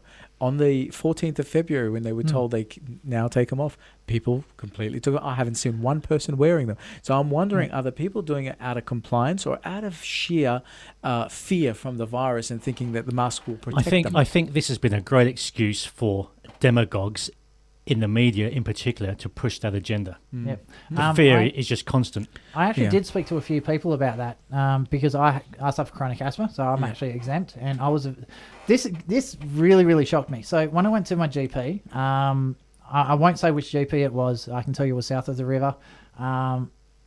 He tried to decline me a medical exemption, saying that they've been told by the government not to give out medical exemptions to anyone. And I'm thinking, are you?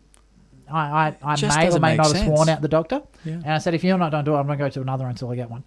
Because the moment I put a mask on, I have an asthma attack. So I would have been locked in the house for 7 days.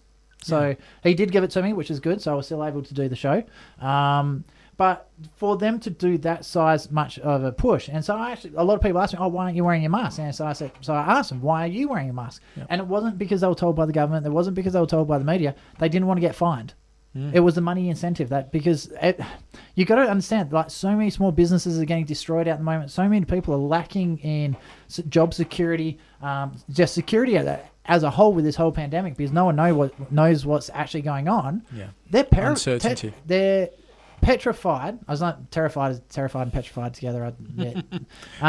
So they're scared. Like, people are running scared. They're not sure what to do. They're worried about going to jail. You hear stories about what's happening in Greece, and people they don't know. You go to the government for security, and how many people can actually trust their politicians? What I personally found unbelievable during this last lockdown period was a guy who failed to wear a mask was arrested, jailed, and he was denied bail.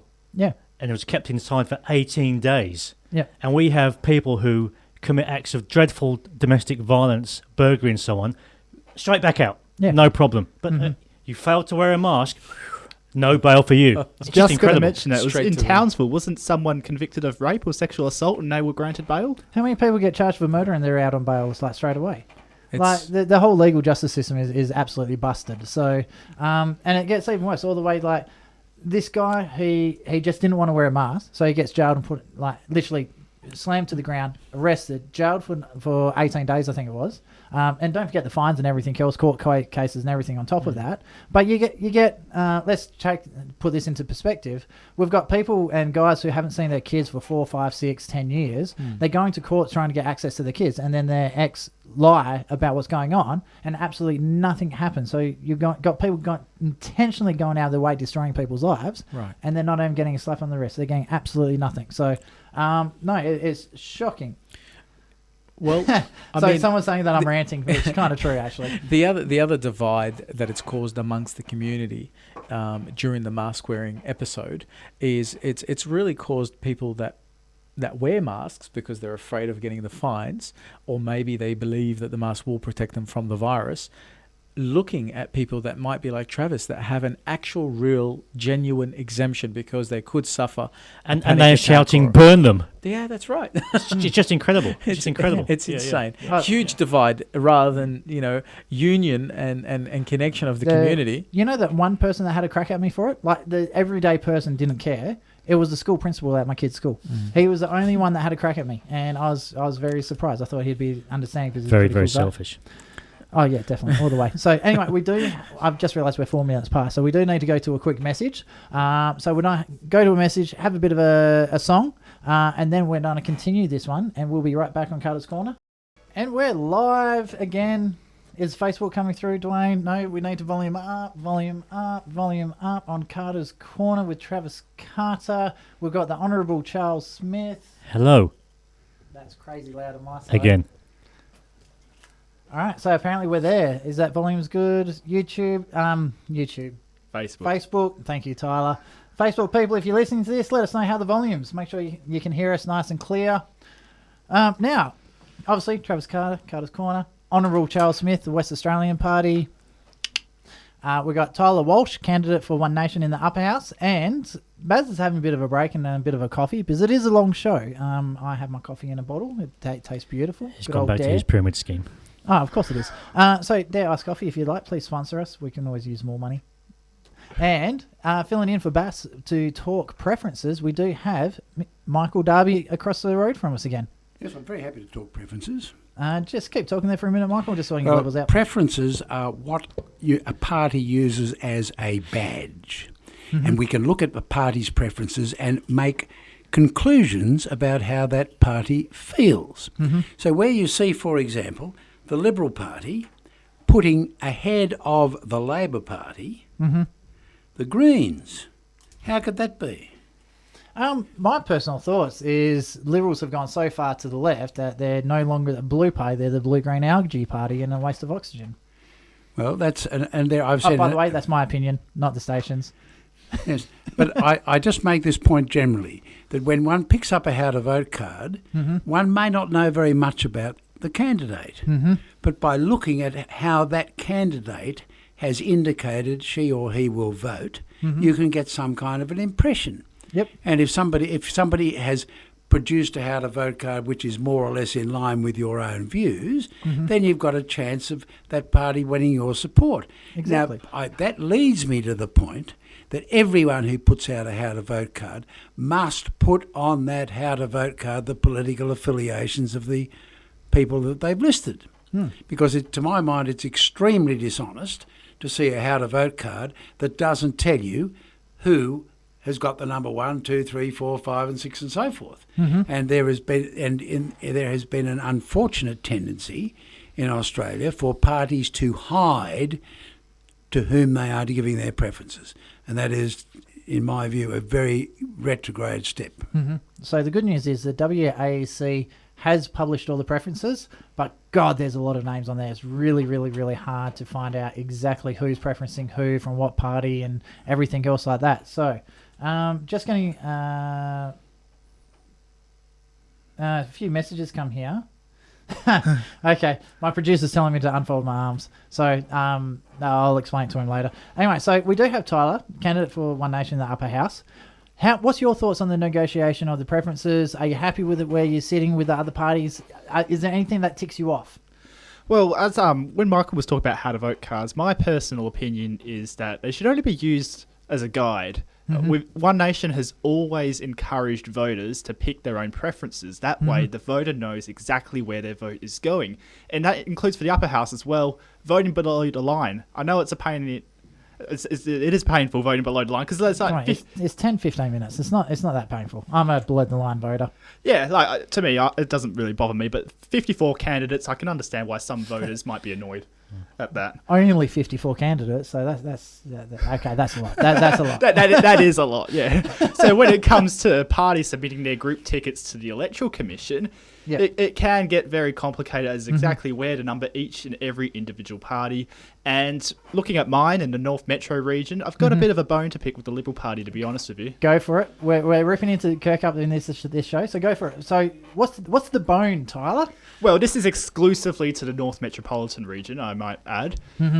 Now, the Liberal Party have preferenced Alison Zaman, who's the current Greens MLC, above me and One Nation. But why? We have to ask. Yeah, so we have to ask, is it something personal against myself? Do they feel threatened by me as a candidate? Because in the other regions, they preference One Nation before the Greens. Oh. You would think there's some deal being done there behind the scenes. Yeah, so Alison Zaman, like... I'm trying to think how I can answer this one. I have had a chance to talk one-on-one with people like Paul Miles from the Liberal Party, former candidate, now councillor. We've had he's a candidate again, I think. I'm not sure. I haven't checked on him. Yeah, he's recontesting the seat of Wanneroo. Oh, beautiful. Yeah. So I actually thoroughly enjoyed him on the show, so I wish him well in that election. Actually, I think he's done campaign really well because he was good. He was good on the show. So obviously we'll speak to people like Charles Smith, Michael Darby, Shane Love, who's the deputy leader of the Nationals. We've had him on the show. We've had such a vast range of different people onto this show. So I get to hear a lot of rumours. I get to hear a lot of hearsay. I don't really talk much about it because it's really hard to like... I like to think I'm now in media because we've got a political show. I just find it really, really hard to assume if there's something... So if someone's picking one person to put below another person, which is different to everything else across the board, it's hard to believe there's not some sort of deal being going on. I'm not asking you a really pointed question here. Okay. And you're probably not going to like this one. All right, fire away. Do you think you've been used as an scapegoat in negotiations for other parties to get a better preference deal in another seat?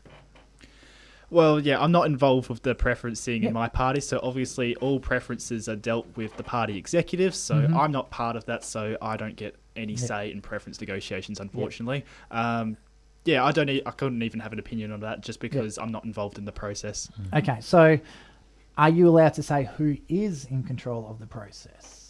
Well, yes, we've got a party president and a party secretary. So so it's the WA executive for One Nation that is in charge of all of it? So the national executive, so the people in Queensland, they don't have a say in this election. So there's WA state election upcoming all of it is being dealt with the WA team. So Okay. Rod Caddies is our party president, Dave Mandolo is our party secretary. Mm-hmm. So they're the ones who Okay. negotiate all this. No worries. So if there's any dodgy dealings there, we know who to ask for a comment.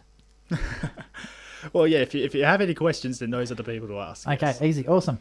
So Michael, has there been any other interesting preference deals that you've seen that you're aware of? Well, I've mentioned that the Liberal Party, astonishingly, in at least 4 regions, has put the Greens ahead of the ALP, has put the Greens ahead of the No Mandatory Vaccination Party, has put the Greens ahead of the Great Australia Party, and has put the Greens ahead of the Health Party. Now, why would the Liberal Party do that? I have no idea.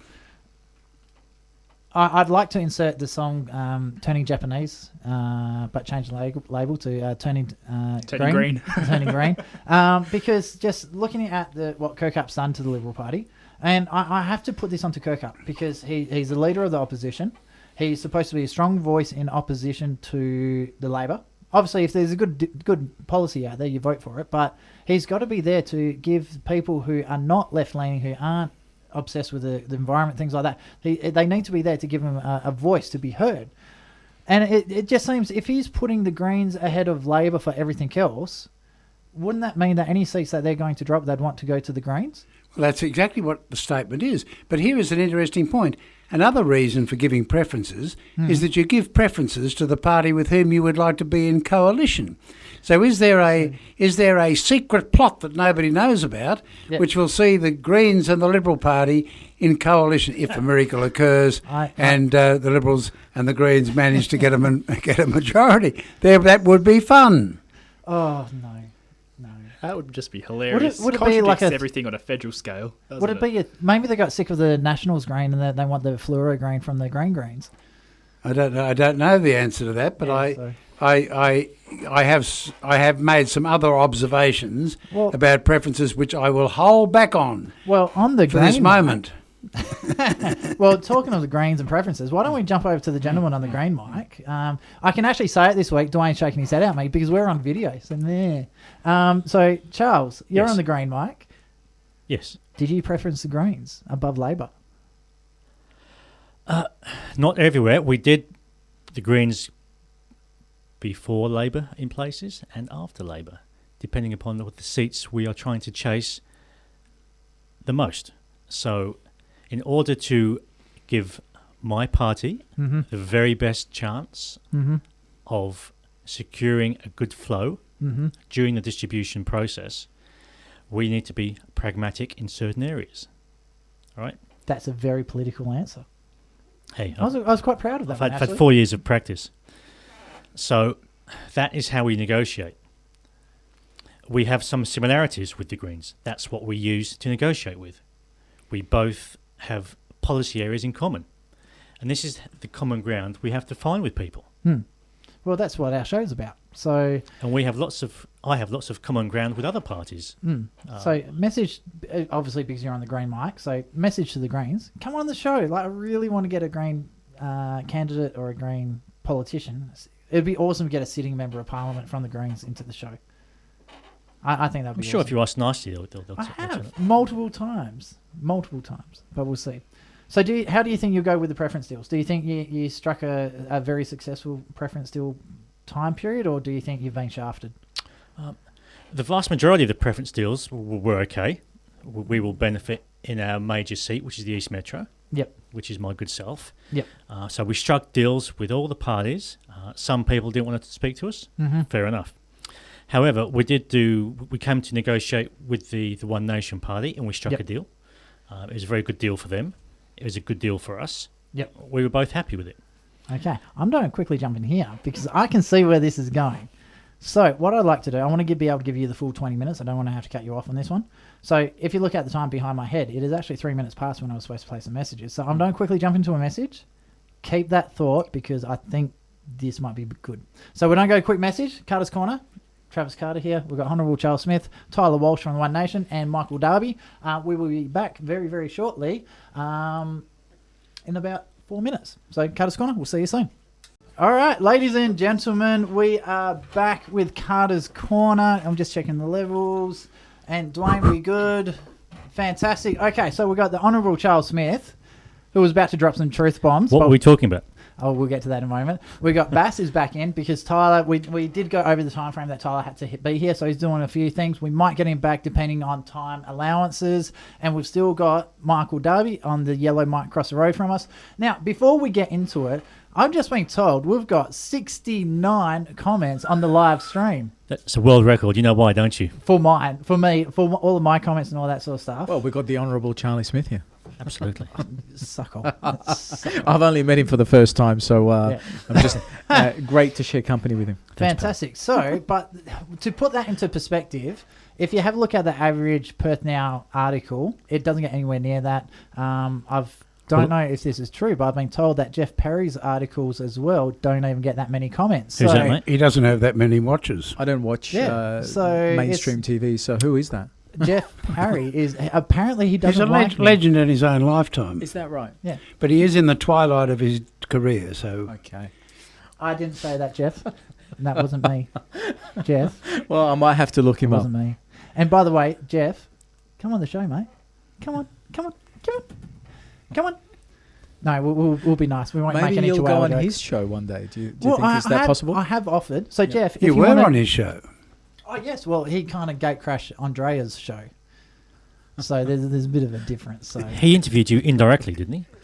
he tried to take over Andrea's thing. So, but that's for another show. So we'll move on. There's more important things. Let's get to the critical issue. Yes, the very critical issues. We were talking preferences with Charles Smith. Yes, we were. And he'd said there was a lot of good preferences there.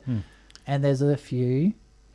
So when a political party enters into negotiations, we enter discussions and see how we can mutually benefit from a deal, right? Yes. So we strike a deal. Well, that's Most what of those politics is deals- about. Hey? Yes. That's what politics is about. Yes, We're so- working together. Most of those deals are struck via word of mouth. My word is my bond, right? That's how deals are done. We'll do this for you. We'll do that for you in return. That's how deals are done, right? So we were discussing One Nation doing a deal. So we did a deal with One Nation, which would be mutually beneficial. I do need to jump in there. Who from One Nation were you dealing with? Are you allowed to say? So we were dealing with Rod Caddies, So that's the president of One Nation. correct? WA, by the way. So my group was dealing with Rod Caddies. Yep. So they brokered a deal. The group brokered a deal, and everyone was happy. We would give them good preference flow in return for doing the same for us. Mutually beneficial. However, when the lists were published, we discovered that deal was reneged upon. And we kept up our side of the bargain. Unfortunately, Mr. Caddies did not. Wow. And So he actually placed me personally last in East Metro. just so we're 100% clear here, Rod Caddies, president of One Nation WA, candidate for the agriculture region. Correct.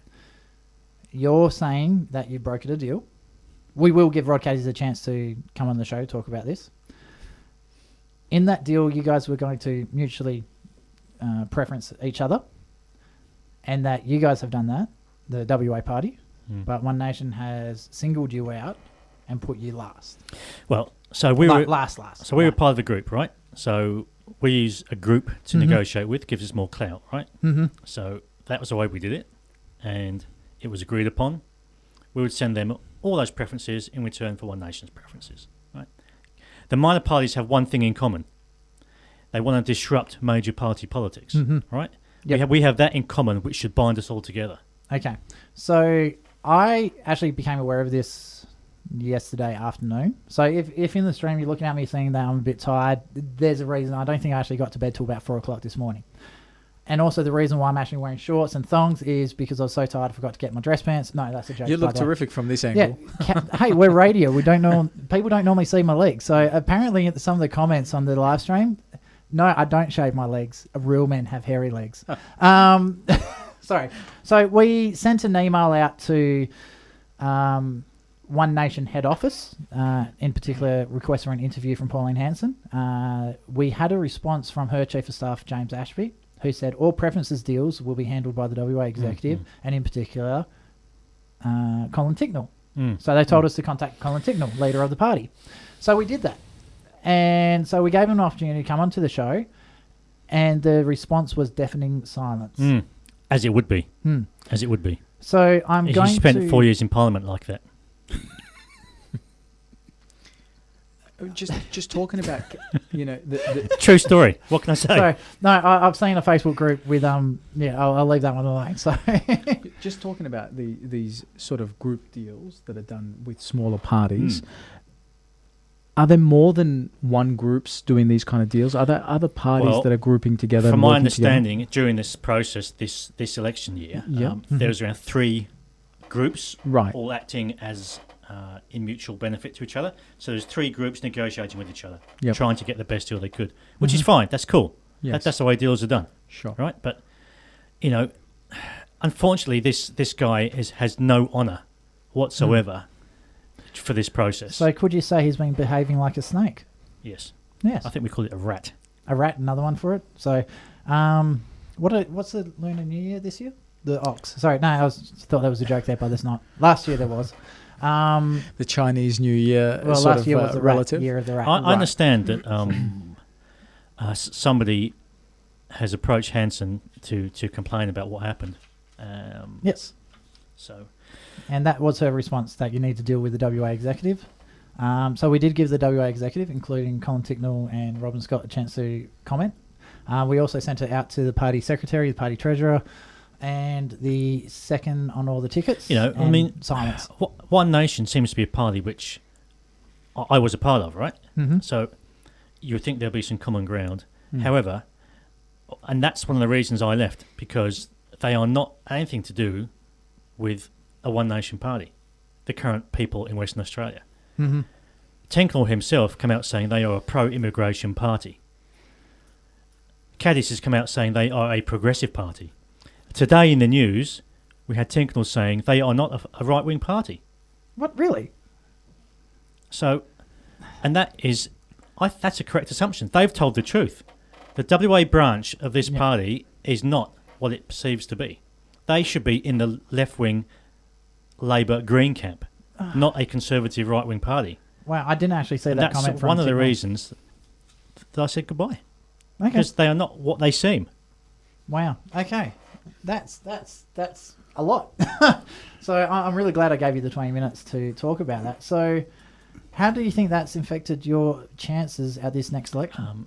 I think it's a minor issue. Mm-hmm. The major problem for minor parties, if you like, is we've said already, the big Labor vote we think is coming.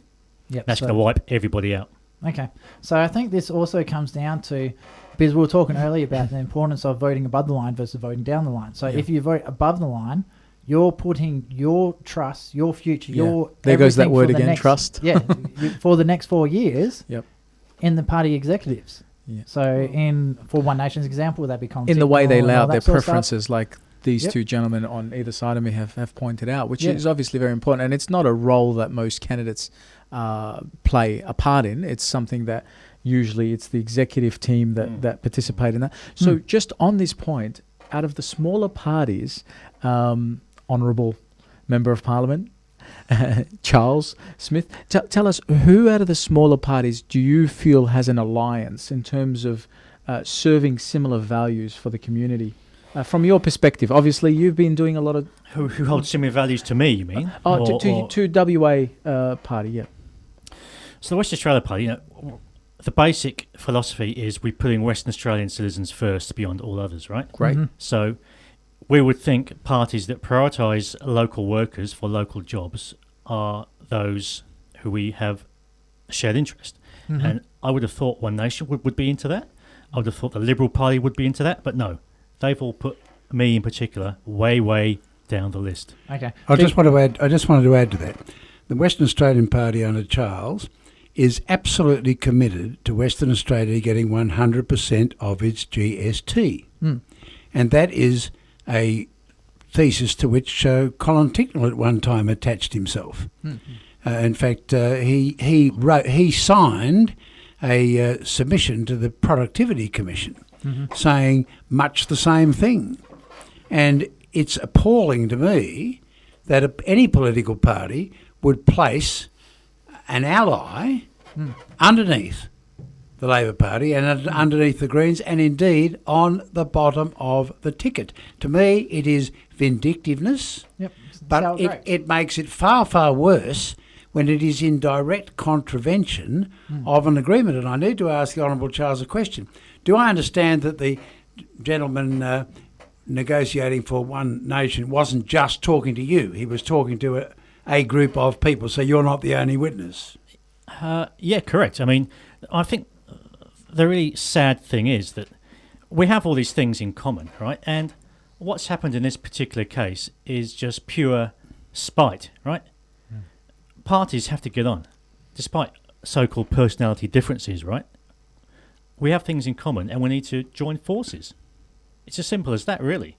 And I think the One Nation Party here in Western Australia is a classic example of not only do they betray their voting base who vote for them because they're just not interested in working class issues for Western Australians, right? They betray the people who come to their party, and they betray everybody who comes into contact with them. And it's not just me. We've got the DJ who right in front of us has the same experience.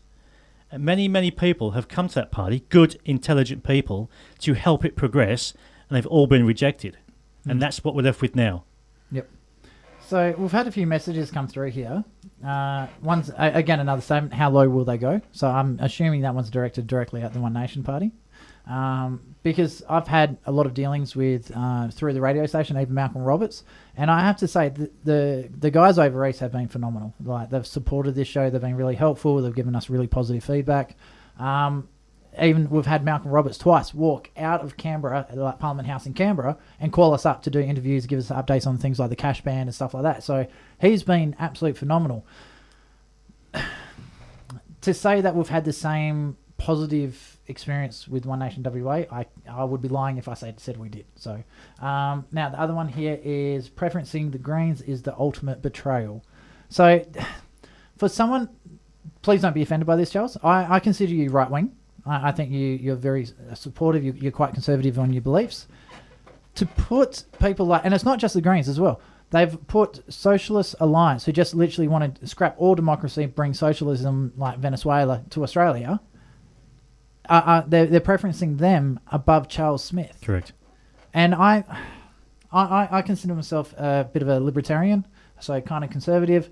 I just don't understand whether you like a person or not. We vote people into politics to represent the people and to do the right thing by their core voter base and stuff like that.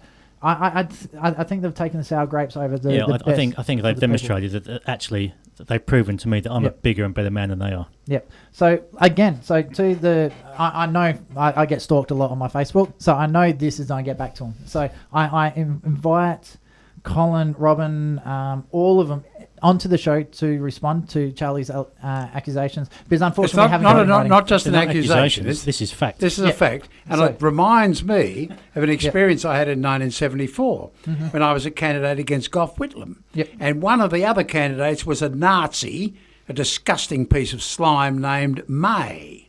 They used to call him the Skull, May, and Whitlam preferenced that piece of Nazi slime ahead of me. Wow. And I can feel, so I deeply empathise with Charles Smith being stuck at the bottom of a ticket beneath the Greens and the Socialist Socialists. Well, when you think about it, they definitely have it. So it's not an accusation. They have definitely put you last. So, but saying that there's a deal being brokered. Well, there's no doubt. Charles is not the only witness to that. Yeah. So I would love to give, in all fairness, I'd love to get them onto the show and get them to say their part. Yeah, that would be good. Because it's fair. So basically, it wasn't political. It was personal, not political. And political shouldn't be personal business, not in the best interest of you as a person. It should be in the best interest of the Australian people and the party. So, so what I would love to do now is, because we did actually do double ads, so we can go longer for 40 minutes, so this is cool. So, Michael, I'm getting a message saying we want to talk about the morality of preferences. Just so people understand, Michael has been involved in politics since... Well, he's only 21 plus GST, but he does have a lot of history and experience. Wow.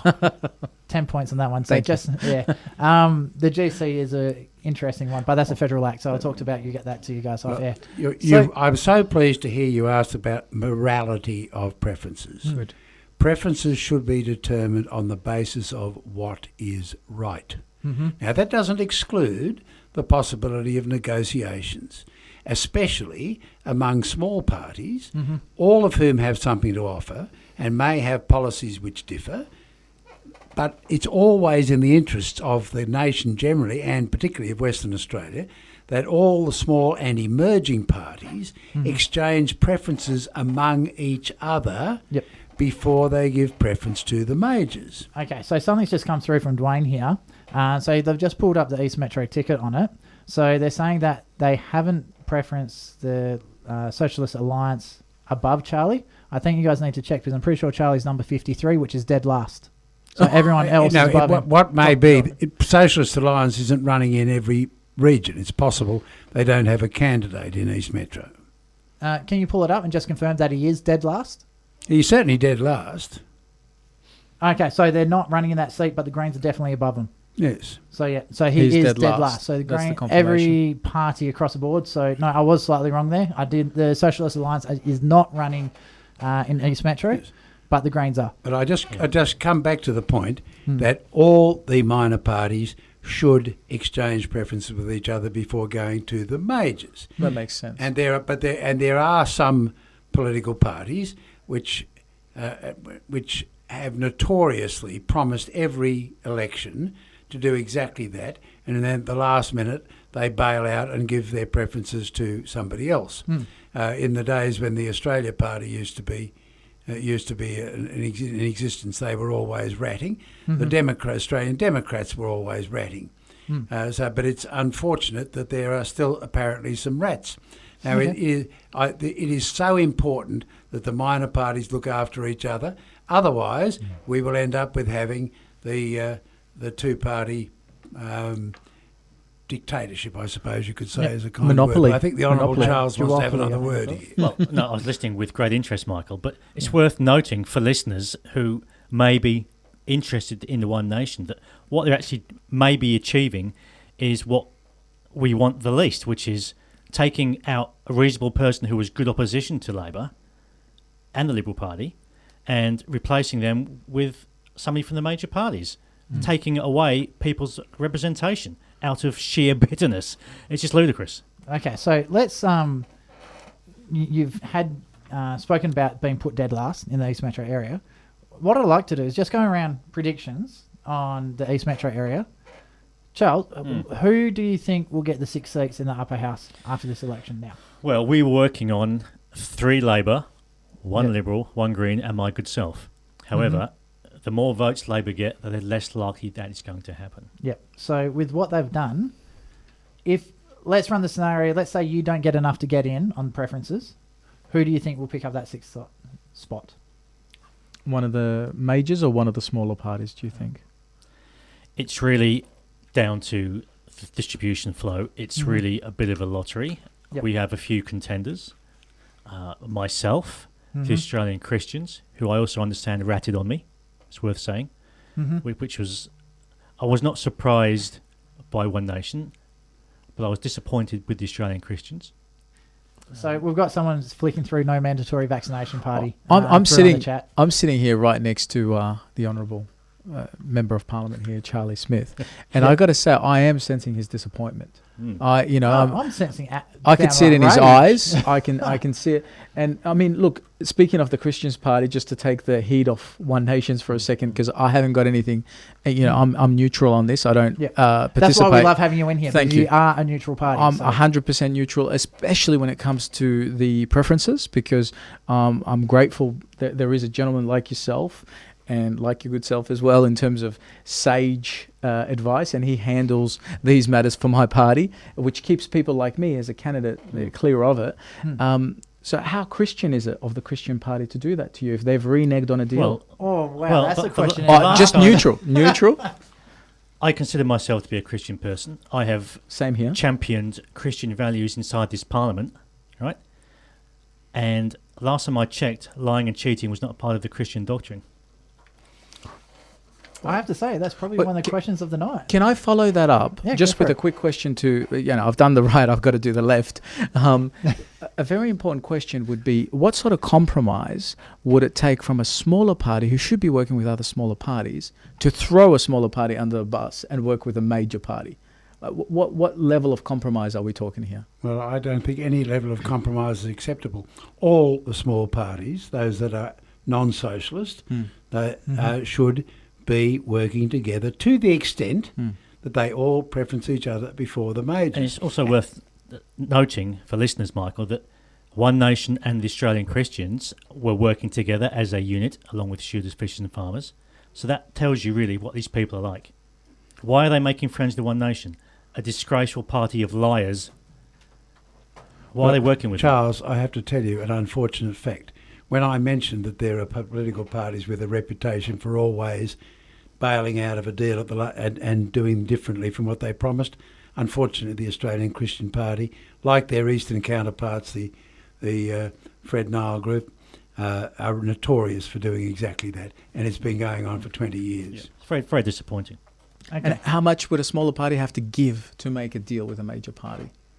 Well, the major parties will make a deal with anybody. Right. The major parties will encourage minor parties to rat on the other. So sort of turn them against and each they will other. promise something, Yeah. and they may not deliver it. Right. But unless the small parties learn to stick together, we face continuing bad government. We all know it is a David and Goliath battle, but I guess if we don't work together, it becomes David is tied to a tree without any. Yep.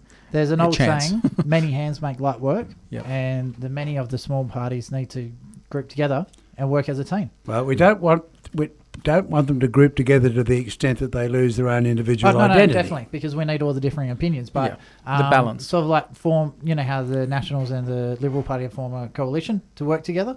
I personally feel that the smaller parties should do something similar to have all the minor parties work together. Obviously, have their own little areas of expertise. So the mandatory vaccination parties can concentrate on Section 158 of the Health Act.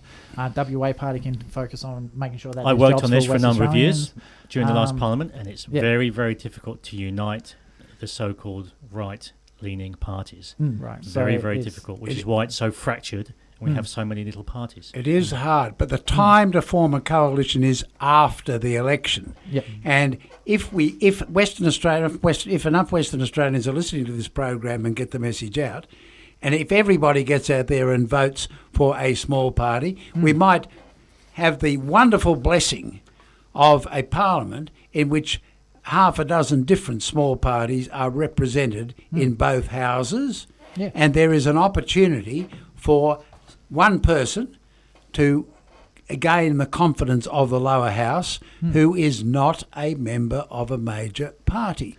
That may be hard to achieve, but I do earnestly believe that it is a vision which all Western Australians who believe in peace and freedom And balance. should have in mind. Yeah, And but when a crime against common sense, against political decency, and against honour is committed by one of those small parties, it is particularly hurtful because we all expect the major parties to do those things all the time. And I would hope that the person responsible for this particular crime is feeling very, very ashamed. Yeah, he's Yes. not. So going back to my original question then, so we've Yeah, had go on. Charlie's prediction. Bass, what do you Yes. think will be the outcome because of this decision? To East Metro in particular? In particular, Look, East Metro is actually of personal interest to me because I live in that area, Mm-hmm. and I've met a couple of members of parliament that are sitting currently in lower and upper house. They're both Labor. Yep. They're both relatives as well, and they're both nice enough ladies, actually, I must say.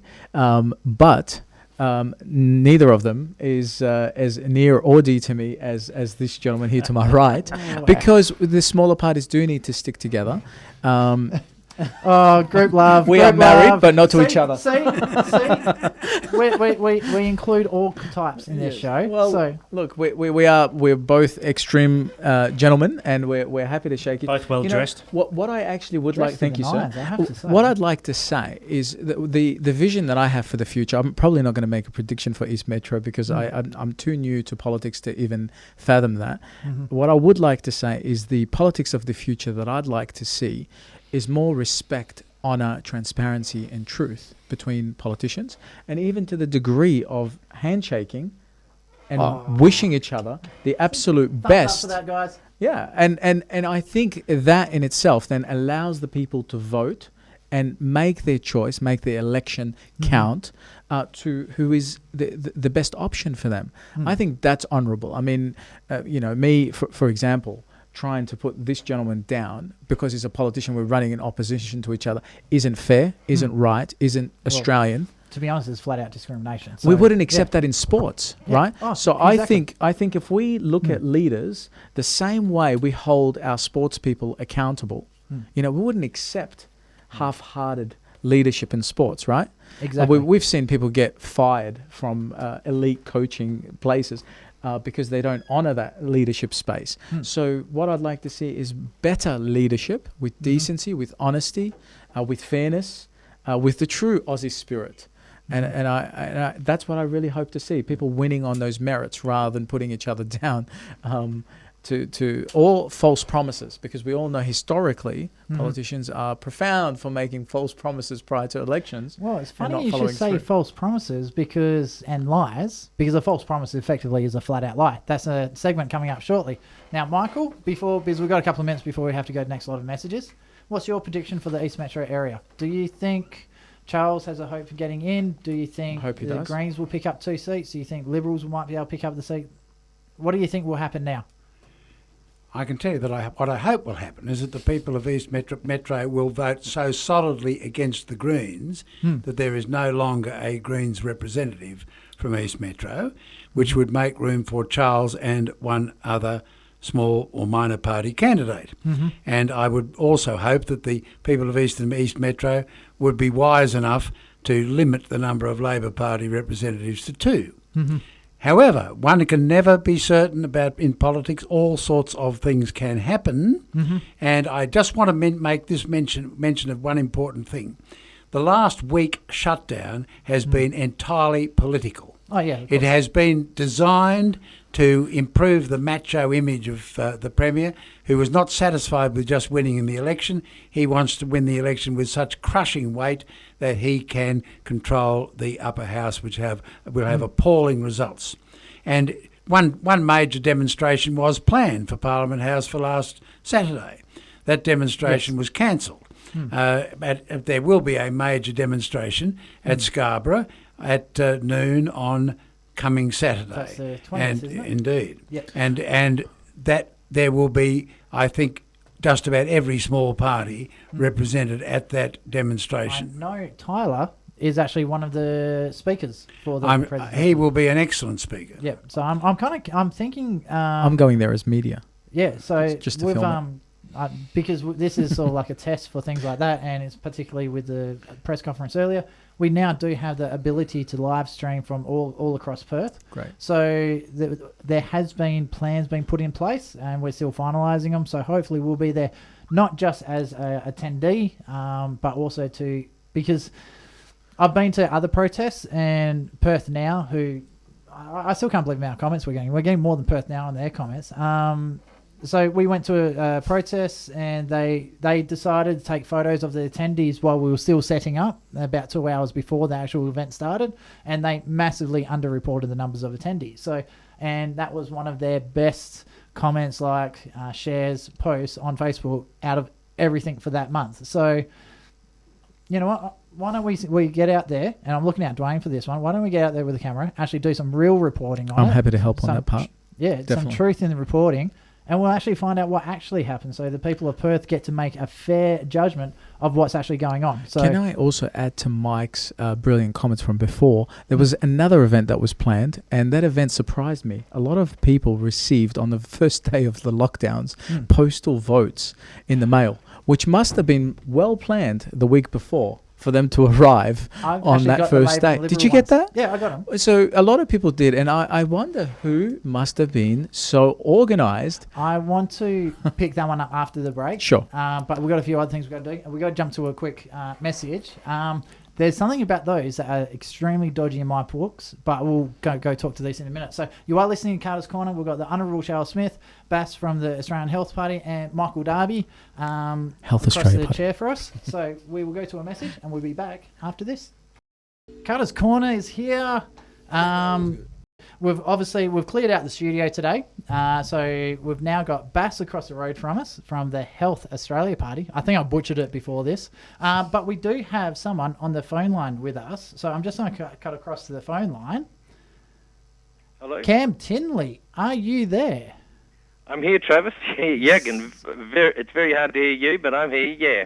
Okay, fantastic. I'll just turn my microphone up a little bit. I can hear you now. Yep, perfect. So on today's show, Cam, we've got Bass from the Health Australia Party in the studio with us today as well. Hey, Cam. Yep. So one of the things we've been doing today is we've been talking about Kirkup's Stuffups and Kirkups and whatever you want to call it. How many playing on his name you can do? It's all over the shop. So he's made one major stuff up today. So you know what? I'm going to let you talk about it. What did? Sorry, it wasn't today. It was. I think it was yesterday. Yeah. So what did he say about you, Cam, and your party in particular? Yeah. The problem with what Zach Kirkup said yesterday. First of all, it seems to be an orchestrated thing. He called us the anti-vaxxer party, but I don't know whether he's talking about Baz's party, Health Australia, or us. So there's Health Australia party and the no mandatory vaccination party, but he mentioned the anti-vaxxer party, which there's no such thing. Yep. McGowan's mentioned the anti-vaxxer party, and Liam Bartlett on 6PR. They all refer to the anti-vaxxer party because they've successfully used that term as a derogatory term that has an impact when people hear it. So they're using that to try to diminish our chances. And let's be honest, it's just a flat-out lie. We are the no mandatory vaccination party. Nobody will use that word. It's never been in the paper. It's never been on television. It's never been on the radio. There seems to be an organised effort. I'll call you there. We're on the radio right now. You are the founder of the No Mandatory Vaccination Party. Yes, I know on your show, but even Pilot didn't mention us when he said a party that talks about Section 158. Anyway, so that's what he did, and we're getting this now. We've been put last by Greens, by the Liberal Party, Labor, and the Greens have preference Liberal and Labor before us as well. So we're copping it from every major party, and it's unbelievable what's going on. See, at the moment, we have now 4,000 members, which is as big as the Liberal or the Labor Party. We're equally as big as the Liberal or the Labor Party. Nobody has ever heard of us. Nobody out there in the public has heard the name. 4,000 members. We've got 4,000 members, but if we could advertise, if our name could be out there, we would have way in excess of 10,000 members.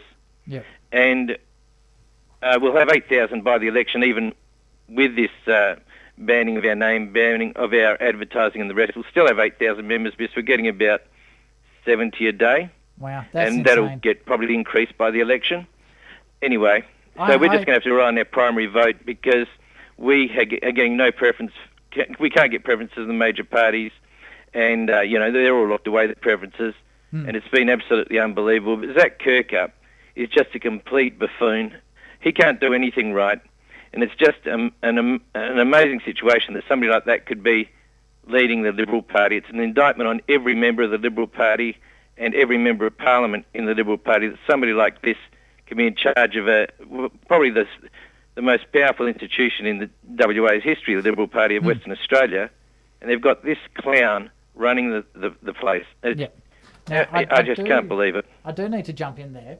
So one of the other things that Kirkup has claimed that the No Mandatory Vaccination Party has no candidates. Now, is that a lie? What did he say? He said that you have no candidates, and that was printed in I think it was a West Australian that printed the article. No candidates. I'm just waiting for Dwayne to post it through here. Has few candidates. Yep. Okay, so Few candidates. let's set the record straight, and people can find this themselves if they just want to jump onto the West Australian Electoral Commission website. something about not filling all the seats. Yep. We've got a candidate in every seat, 59 seats. Yes, I can attest to that. I looked at that up on the web. Yep, and that is Michael Darby, who's just joined us in the studio. Welcome to the studio. And also they have a full suite of candidates for the upper house. Yeah. That's right. Can Mr. Kirkup read? So, I mean, surely he couldn't have said that. I mean, he clearly he does not know what he's talking about. He gets in front of a camera and his brain, there seems to be a decoupling of his mouth and his brain. Words flow out, and you can see that then they just seem to be coming from the ether. They're coming from nowhere. What annoyed me is that the fellow demanded essentially that the Labor Party should put what he called the anti-vaxxers last. Now, I've met many members of the No Mandatory Vaccination Party. I haven't met a single one who could be described as an anti-vaxxer. These are people who are opposed to mandatory or coercive vaccination, and in particular, they want the removal of a very unpleasant act which was brought into Western Australia by a Liberal Party government and which is a total disgrace and should be removed. Absolutely. yep. So let's set the record absolutely 100% clear. So this is your chance. What is the party about? What is the goal of the No Mandatory Vaccination Party? Well, there's only 4 policies. Now, the first one, I just speak about Liam Bartlett on the radio today. He is in favour of mandatory vaccinations. So if you have a mandatory vaccination and everybody has to get it, what happens if somebody refuses? That's the key question. But it's in the Act. In this Public Health Act of 2016, it says specifically what happens if somebody refuses a vaccination. And it says that the police can hold you down, remove all of your clothing, including your underwear, to administer the vaccination. That is what the law says. That is in the Public Health Act. Anybody can read it. That's our first thing. We're going to get rid of all of this, and it's not one section, it's all through it. The second one, the no mandatory vaccination will make it illegal for any business or company to require its workers or potential workers to receive a vaccination as a condition of employment. 3, to ensure that no child is forced to receive a vaccination in order to attend school. And 4, that the Mandatory Vaccination Party will reintroduce the right to exercise conscientious objection to vaccination. Now, that was available to the public in the old Act, Health Act of 1911, but that got removed when this new Act came in. And when I made a speech that I made a speech at Stirling Gardens, that we'd got the whole ball rolling. We didn't have a single member until that day. We signed our first member up that day. And I described this legislation as the most draconian, satanic piece of legislation that's ever been passed anywhere in the world. Now, Zach Kirkup, he said it yesterday and again today, he said that I said that vaccinations were satanic. I mean, if he watched the video, he couldn't even work out that I said the legislation was satanic, not that vaccinations were satanic. He's got absolutely no idea. And the Liberal Party members and members of Parliament, I know that members of Parliament, they're embarrassed by this. They're embarrassed by what's going on here. It's going to do them enormous damage at this election. So I do need to jump in here and throw a bit of support. It seems we're getting some comments coming in from the old, is it from the Facebook, Dwayne? Yep, so he's bobbing his head. My 85-year-old aunt describes it as Hitleritarian. Oh, yeah. So there's for you to have this many members, for people to be getting this geared up about it, you can't say that this is not a major issue for this election. And my personal belief is Kirkup's running scared because you genuinely have the candidates and the platform to become the new Liberal Party. Well, we have more members in the Liberal Party now. And the name of the party has never been out there. Nobody still, apart from this underground, it's like the underground, people hearing by word of mouth. You can't even search No Mandatory Vaccination Party on Facebook. You can't put it in Google. Nobody can find it. If they wanted to join the party, they've heard about it. They can't find the website or the Facebook page. Completely banned. We've still got as many members of the Liberal Party. Hey, Dwayne, can you chuck the link to his website onto the video chat for us, just so people can find it if they do want to find it themselves? Because that's the only way we can get members. People get it, then they can share it. Yep. And that's been our sole method of recruiting people. Yep. Now, I've got a message for all those members of the No Mandatory Vaccination Party. It is very important that you not just sit on your chair and hope that something happens. We've got a Premier of this state who has threatened to inflict mandatory vaccination on every school child. Mm-hmm. That's the same Premier who insists that hydroxychloroquine is dangerous, which puts him rather at odds with some of the most eminent professors of medicine and immunology in Australia and indeed in the world. And we've got a leader of the so-called leader of the opposition who thinks that anyone who disagrees with the popular narrative is an anti-vaxxer and therefore should be treated with contempt. Don't just sit on your tail. Find out how you can help on polling day. Find out how you can help at pre-poll and do something to make certain that these terrible threats to personal liberty are not carried through. Yeah, exactly, Michael. Okay, so what I'd love to do right now, because we've been running a little bit late on the messages for the station, I'd love to go jump onto a message now and a song. And Cam, there's more I want to talk to you about. I heard you've been trying to get onto 6PR radio as well. So 2 hours. They had me on hold for 2 hours and then didn't put me on. Yep, so let's have a chat about that, because out Carter's Corner, and it's in our disclaimer, we want to put cancel culture back on the shelf. So we'll go to a message, and then what we'll do, we'll come back, and I really want to hear about your experience with 6PR. Have you ever been, and the first question will be, have you ever been able to get onto 6PR? Now, for our Facebook viewers, I know there's a lot of you guys who have been trying to get onto 6PR to talk to them as well. Please tell us about your story, what happened with you when you were trying to get onto 6PR as well. And I want to share some of these comments. Also, for the ones who do want more information about no mandatory vaccination, you've got Cam on the line. Flick your questions through to us. Also on the mobile, 0418 897 897. Let us know, and we'll see what we can do about getting your questions answered. So this is Travis Carter, Carter's Corner. All right, Carter's Corner. Travis Carter is back here. Yeah, it stopped. Good. I haven't skipped the stop button many times tonight, so I think I'm improving from last week. You're on a roll. On a roll, definitely. So we have Bass. He's stuck with us the whole way through, so thank you very much for that, Bass. My pleasure. And we're still with Michael Darby here. And on the phone, and I really, really forgot to turn the phone back on, we should still have Cam Tinley, the founder. Are you the president of No Mandatory Vaccination or just the founder? President, President, founder, the whole entire lot. So... Cam, we've got about 20 minutes before we have to wrap up this one. I'm going to throw it to you because it is already at past 9 o'clock. What's your biggest goal, especially after everything that's come through on the preferencing deal, how pretty much across the board you've been targeted by Labor, Liberals, the Greens. How have the Nationals treated you? Have they put you last as well?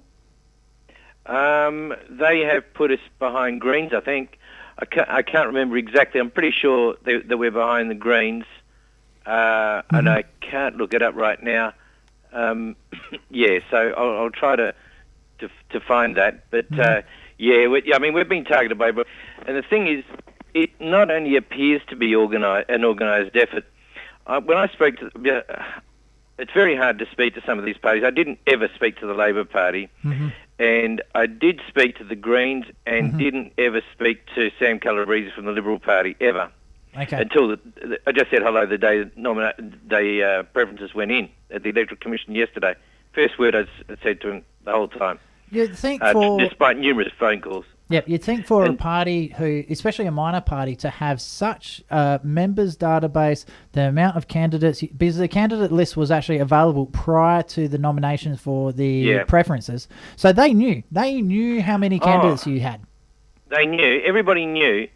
The weird thing was when I got a text from the Greens to say they were unable to do preferences with me because of this election was going to be conducted in the environment of a global health crisis or some nonsense. And it was strange wording. Yep. And then what happened, Zach Kirkup got on TV and he used exactly the same words to say why we should go last. And I thought, well, it was strange coming from the Greens, that wording. Then for him to repeat the wording, my first reaction was, these guys have sat in a meeting somewhere where they've all been given the drum on how to treat the no mandatory vaccination party. One, never mentioned the name. At one stage, Zach Kirkup in his press conference was about to say no mandatory vax. He stopped at no to the anti-vaxxer party. So you could see that he'd held his words. Mm-hmm. He corrected himself because he'd remembered that he wasn't allowed to mention. That's how it appeared anyway. So from if I can inject here for a moment, from what you're telling us what's happened here, from what's happening to Charles Smith from the East Metro region, from the policy that Kirkup has released, the amount of stuff-ups that he's been doing, do you think he's actually trying to form for lack of a better word, a coalition with the Greens to literally form a three-party coalition between the Greens, the Labor and the Liberals? No, I don't. I just think that he is... I'm a life member of the Young Liberals. Mm-hmm. I was federal president of Young Liberals. If somebody like Zach Kirkup turned up at a Young Liberal meeting, he would have been told, go away, go and join the Greens or just disappear. You're not even close to being a Liberal. See ya. That's what the response would have been if he had tried to join the Young Liberals back in the 1980s when I was involved. Now, the Liberal Party has sought fit to put him in charge of the whole thing. I mean, he's just straight out left wing. He's a Green. If he was in the Green Party, he would be, your average Green member. I mean, he's completely out of place in the Liberal Party. The average member of the Liberal Party does not agree with any of his positions. They've just put him in there because he looks like a trendy hipster sort of a guy that they think he might get some young votes or something, and he's good in front of them. They think he's good in front of the media. They still actually think that. Even though Labor are paying about $1.03 to win the election, they still seem to think this guy is pretty good. I mean, it's amazing. They could go down to 5 seats. They could lose South Perth. And they're still going to back this guy in. What odds can we get by backing Kirkup? Kirkup stuff up. 11, I think it is. 8 or 11. $11, I'm pretty sure. Not nearly good enough for me to make an investment. Oh, no. I mean, it should be like $41 or something. Okay, well, so... that's the Greens. It's 51, I think. Yeah, they're 51. They were 31 yesterday. Wow. So I've been asking the guests tonight to make predictions about what's going to happen with preferences, but I think I should have been making a better, different prediction, like getting people to do it. How many seats do you think the Liberal Party are going to lose at this next election? Oh, I haven't worked. I think probably about 5 or 6. The one that I'm interested in is the seat of South Perth. Mm-hmm. I honestly think Liberal Party could lose South Perth to Labor, which would be absolutely amazing. I really do think it's going to be a line ball. And see, the bizarre thing, and I'll tell you this straight off the bat, this is sort of an exclusive here. Mm-hmm. Because we've got 59 candidates, and we've got preferences we can distribute preferences in the lower house. Mm. And I said to the Liberal Party, I used to be a member of the Liberal Party, so we will give, because Labor have been giving us a real hard time. Mm-hmm. I said, well, we will give you preferences. We'll give how to vote cards. Because we've got all these members, mm-hmm. we can put a how to vote card in every electorate mm-hmm. and preference to the Liberal Party. Give you our preferences. It's going to make mm-hmm. a difference. All the seats we're going to be having people giving out how to vote. Mm-hmm. And it's going to, be beneficial to the Liberal Party. Mm-hmm. And I'm waiting for the phone call to say, thanks for the offer. That is absolutely fantastic. I mean, which party wouldn't accept an offer like that? Get nothing. Next thing I hear Zach Kirkup on TV saying that we had to go rock bottom. This is after after an offer like that, to not only not accept the offer, to throw it back.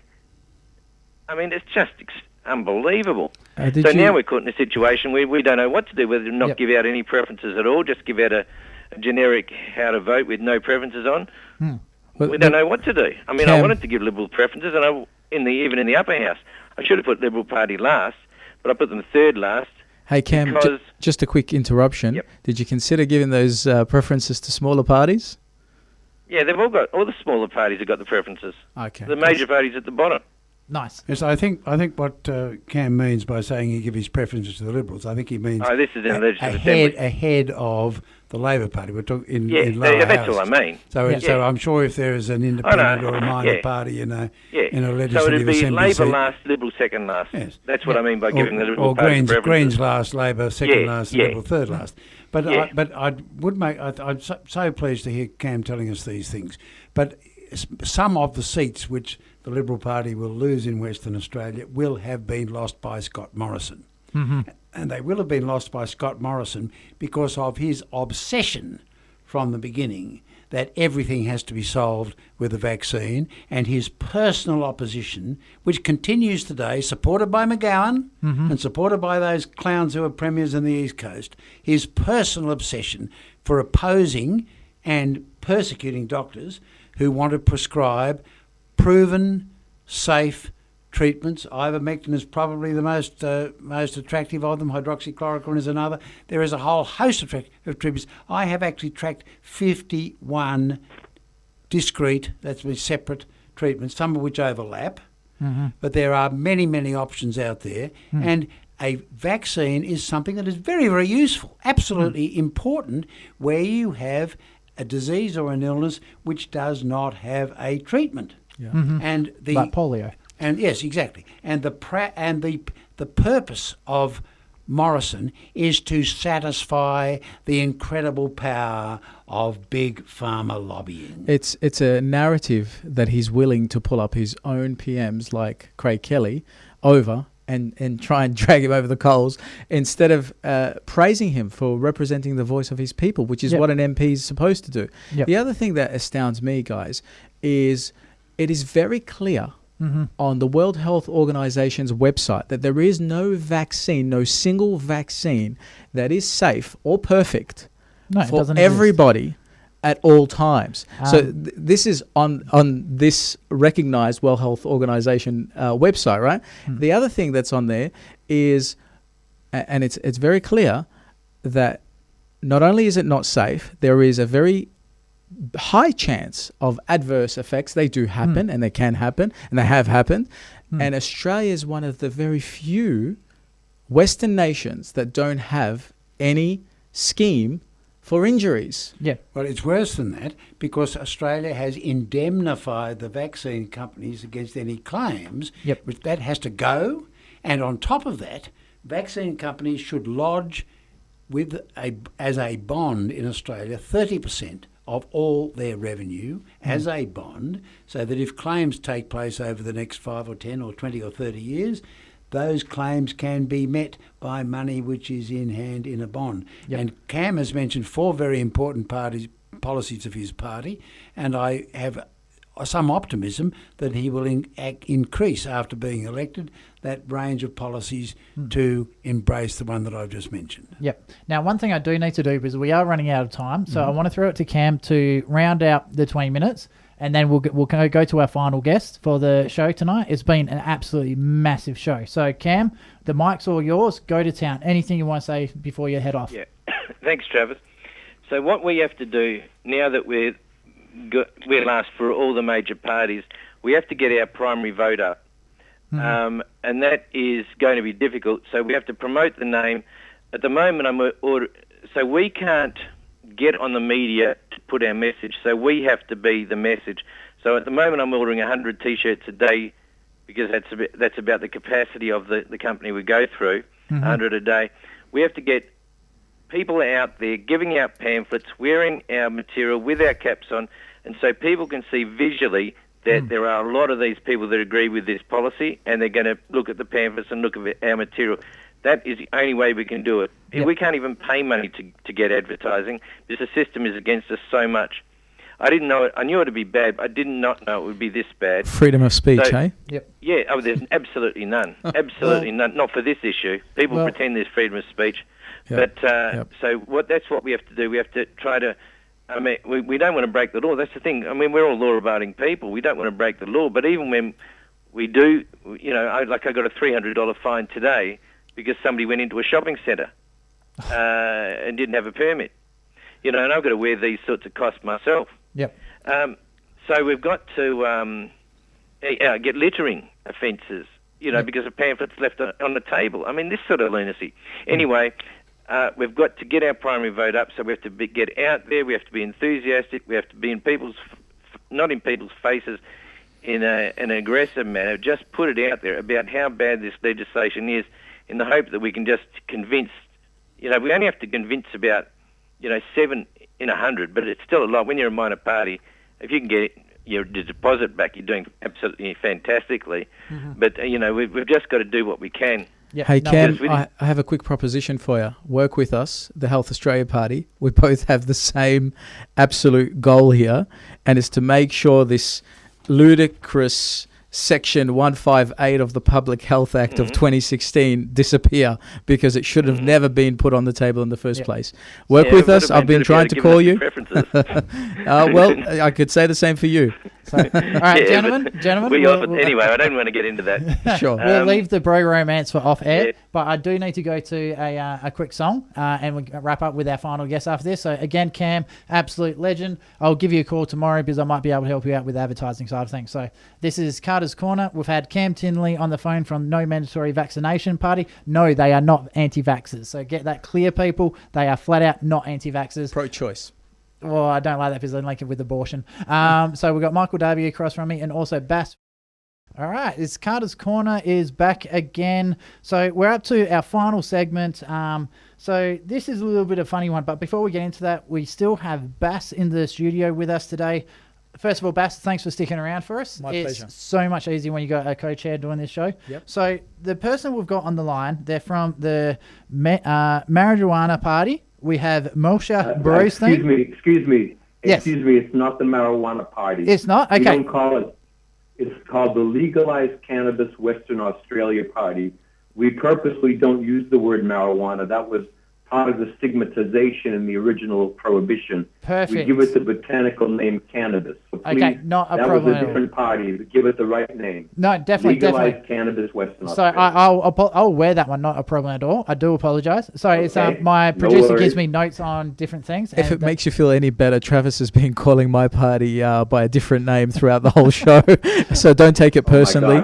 I'm terrible for names. So, but it's okay. We're all still good friends. So I don't think he meant that in any way to insult your party at all. No, and please don't be offended by my just being No, honest. it's good on you for correcting us. We prefer to you to be honest. So we do have Moshe, and am I pronouncing the last name right? Bernstein? You are. Fantastic. Moshe. Yep. Sorry, I was really concerned about your real name, like your personal name, and because I hate getting people's names wrong. Just be clear with, you are from the Legalise Cannabis Party is what I heard in WA. Yes. Sorry, I'm just writing this down. Just to help you as well, Moshe, I'm Bass Tadros, and I am a candidate for the Health Australia Party, based here in WA, and we fully support your cause. We actually have a very strong policy on that because we have seen a lot of benefits in terms of the medicinal purposes of cannabis, and we do very much see a very good position for legalizing cannabis here in WA. Okay, so I appreciate that. Yes. Let's get into this because time is slipping away. So Legalise Cannabis Party, is it Australia or just WA? WA. Okay, so what is the goals in this election of the Legalise Cannabis Party? Well, it's simple. We're a single-issue party, and that goal is just as it sounds, to get cannabis legalized.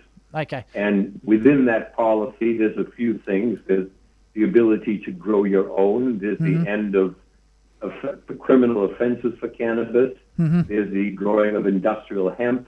And there's basically the idea of ending what is a senseless prohibition and putting all the wasted money of the taxpayer into something that can actually reap a windfall in terms of financial benefit and prosperity for the state. Exactly. And the prime example of that, if you go have a look at the economic status of California at the moment, which is I don't know if they are the first state to legalize cannabis, but their budget is phenomenal. Not only are they making tax revenue off the sale of cannabis, they're reducing the policing costs of chasing down like little very Hobby minor farms. offences in regards to cannabis, and on top of that, the records of domestic violence apparently went down, records of drink driving went down. Yes. All these other associated things and problems within society that's associated with alcohol became a lot less of a problem over in California. So Yeah, and not just that. The British Medical Journal recently published an amazing study in 25 counties in America that had legalized dispensaries, and they found a correlation. They couldn't prove it was causal, but there was an association with the proximity of dispensaries and a reduction in opioid fatalities. Oh, 100%. Right? 100%. And it's in the British Medical Journal. Yep. And I can actually talk from personal use on this one. So some long-time listeners understand I had a very severe motorbike accident in 2015. I was on height 800 milligrams of tramadol a day for about 4 years. I've got a lot of spinal damage, and you'll see on the live stream I walk around with a walking stick most of the time. It took me nearly 2 years to get off cannabis. Off opioids. The medicated painkillers, right? Yeah. And you went into opioids. That's right. No, I went cold turkey. Right. Well and done. I can tell you that was the pain caused from opioid withdrawals is not a joke. It is insanely I'd rather have the motorbike accident again than go through that again. Travis, have you seen the statistics on I, people? I have to tell you, just before I spoke with you, I was looking online at the American Addiction Centers and looking for things, it goes through all the drugs. It has alcohol, it has cocaine, it has amphetamine, crack, heroin, methamphetamine, opiates, painkillers, prescription drugs, tramadol, Xanax. What's the one thing missing there? The most widely used substance, cannabis, because cannabis is not physiologically addictive. It's psychologically addictive to those that are prone to psychological addictions. There's like an average of 8% of the population has some kind of, can be sugar addiction, caffeine addiction. The drug itself, the substance itself, is non-addictive. And that's why it's not even listed here on the American Addiction Centers. We've been fed these myths for so long and this propaganda about it. It's a long-standing stigma that started with the Prohibition 100 years ago. Leaders have just not paid attention to the studies that show that cannabis is harmless. It doesn't cause mental illness. It's not addictive. It's not a gateway drug. And they've used it for political purposes. Harry Anslinger in the 20s and 30s used it to go after Mexican immigrants and black jazz musicians. Nixon used it to go after the anti-war protesters and the Black Panthers. It's always, and there was something out recently, I hope I'm not talking too long, but his assistant for domestic affairs, John Ehrlichman, came out in an interview and admitted it was all a lie. They knew that cannabis shouldn't be a Schedule I substance with heroin and methamphetamine, but they did it to go after the anti-war activists and the Black Panthers. I am not surprised at all because history is full of excuses to go over after different people. And let's focus on the core issue here at the moment is the legalizing of cannabis. And that's exactly what the party is. It's in its name. So now I have to ask you, Moshe, why did you decide to become a candidate for the Legalise Cannabis Party WA? Okay, the question is why I decided, I guess, now, because I'm 68, and I've always felt strongly about the issue, but I've never really gotten involved before. Look, in my background, I've lived in different cultures that had different relationships to cannabis. I lived in Amsterdam for a couple of years. I taught English in Morocco, where cannabis use is widespread and public, but alcohol use in the province I was in was stigmatized. You couldn't walk around with a bottle of alcohol, but people smoked beef everywhere. I lived in Israel for many years, where the research on medical cannabis is probably, I guess they are at the forefront of that in the world. And also earlier on in my life, I spent time in Jamaica. I was there in 72, and I spent a month in the mountains with the Rastafarians, and for the first time saw an approach to cannabis that, instead of looking at it stigmatized, they made it sacred. And that had a profound effect on me. Later in 1978, I was fortunate enough to have a meeting with Bob Marley. And in that conversation with him, he spoke about his vision for what society was like when herb was free. And that had a big influence. But look, when the Legal Cannabis Western Australia Party came out and looked for volunteers, I thought, I'm 68 years old. Now there is like this momentum in the world towards legalization. People are seeing through the lies and the myths and the deceptions that are behind prohibition. Yep. And like domino effects, states are legalizing. And I thought, I'm going to get on board. I volunteered to get signatures. And Beautiful. In the end, I volunteered as a candidate. Fantastic. And here I am. I didn't really expect it, but that's what happened. This is the best thing that I really love about the Australian political system.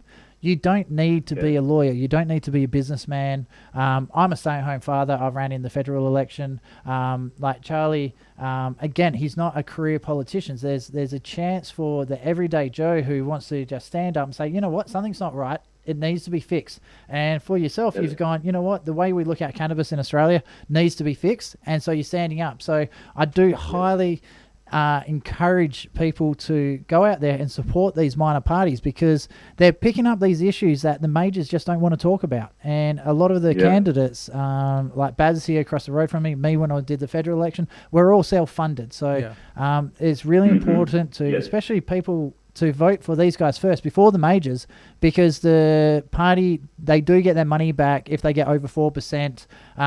It's about $2 on each side. So it really, really does help. And if you look at 1,000 votes, there's $2,000 that you can put back into a campaign. So if you don't get up this one, that's another campaign that you can afford to run. I definitely salute people like Moshe for standing up what he believes in. And we need more people like that in our society. We need people to stand up for what's right. I think at this stage in our lives, especially with 2020, what it's proven, there's a lot of wonderful science, Moshe, that I'm completely over with the CBD oil and the benefits of CBD oil for medicinal purposes, for helping patients of cancer and so on. And I think that in itself justifies that more people like yourself need to stand up for what's right here. Yep. Now, Moshe, we are definitely running out of time, so we've got about 3 minutes left over for the show.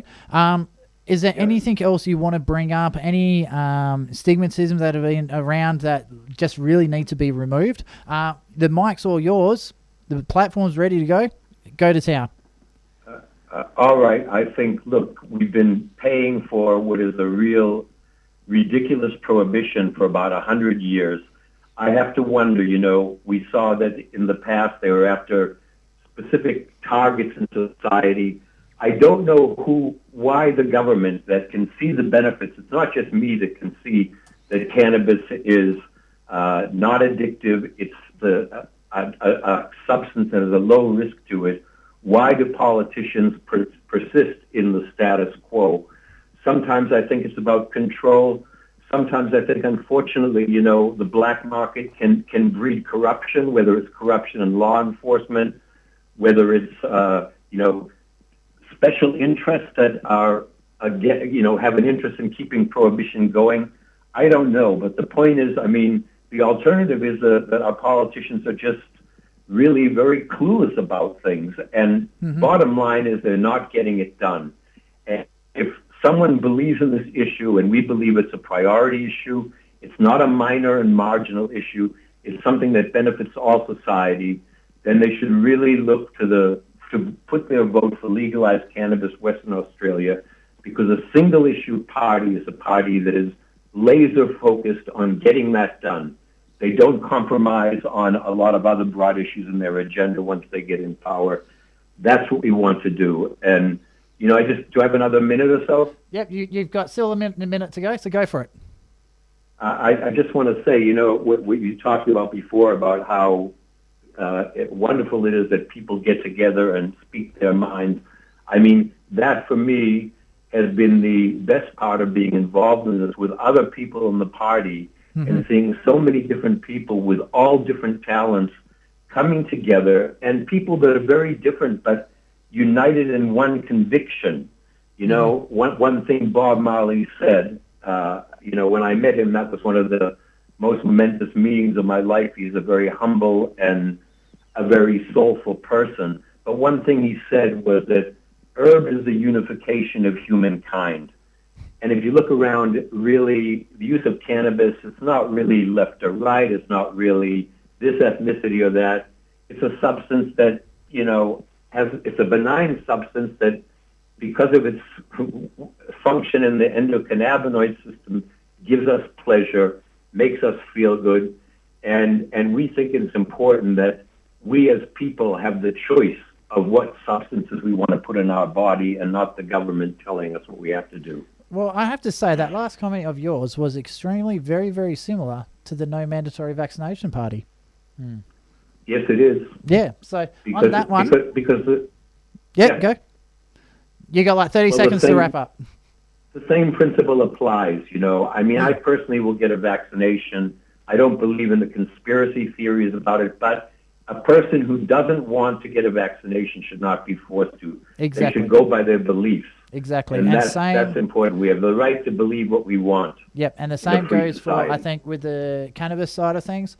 If you have a look purely at the figures of the damage that alcohol in society is doing, and if you look at it as the same, paint it with the same brush as alcohol, there's no reason for it not to be what's the word I'm looking for? Decriminalised. No reason for it to be illegal. Legalize. Yeah. We want to go all the way. Yeah, so definitely. Yeah. So legalize means it's sold and people can use it and they can grow. Yep. You're in South Metro as a candidate, and I think is that right? Yep. So that's great. I mean, good on you for sharing your views here, and it sounds like you've got a very worldly experience based on the history you've shared as well. Yep. So I'd really love to see how you go with this upcoming election. So we do need to call it quits there for the night. So again, Moshe, I think you've been fantastic. Thank you very much for coming on to the show.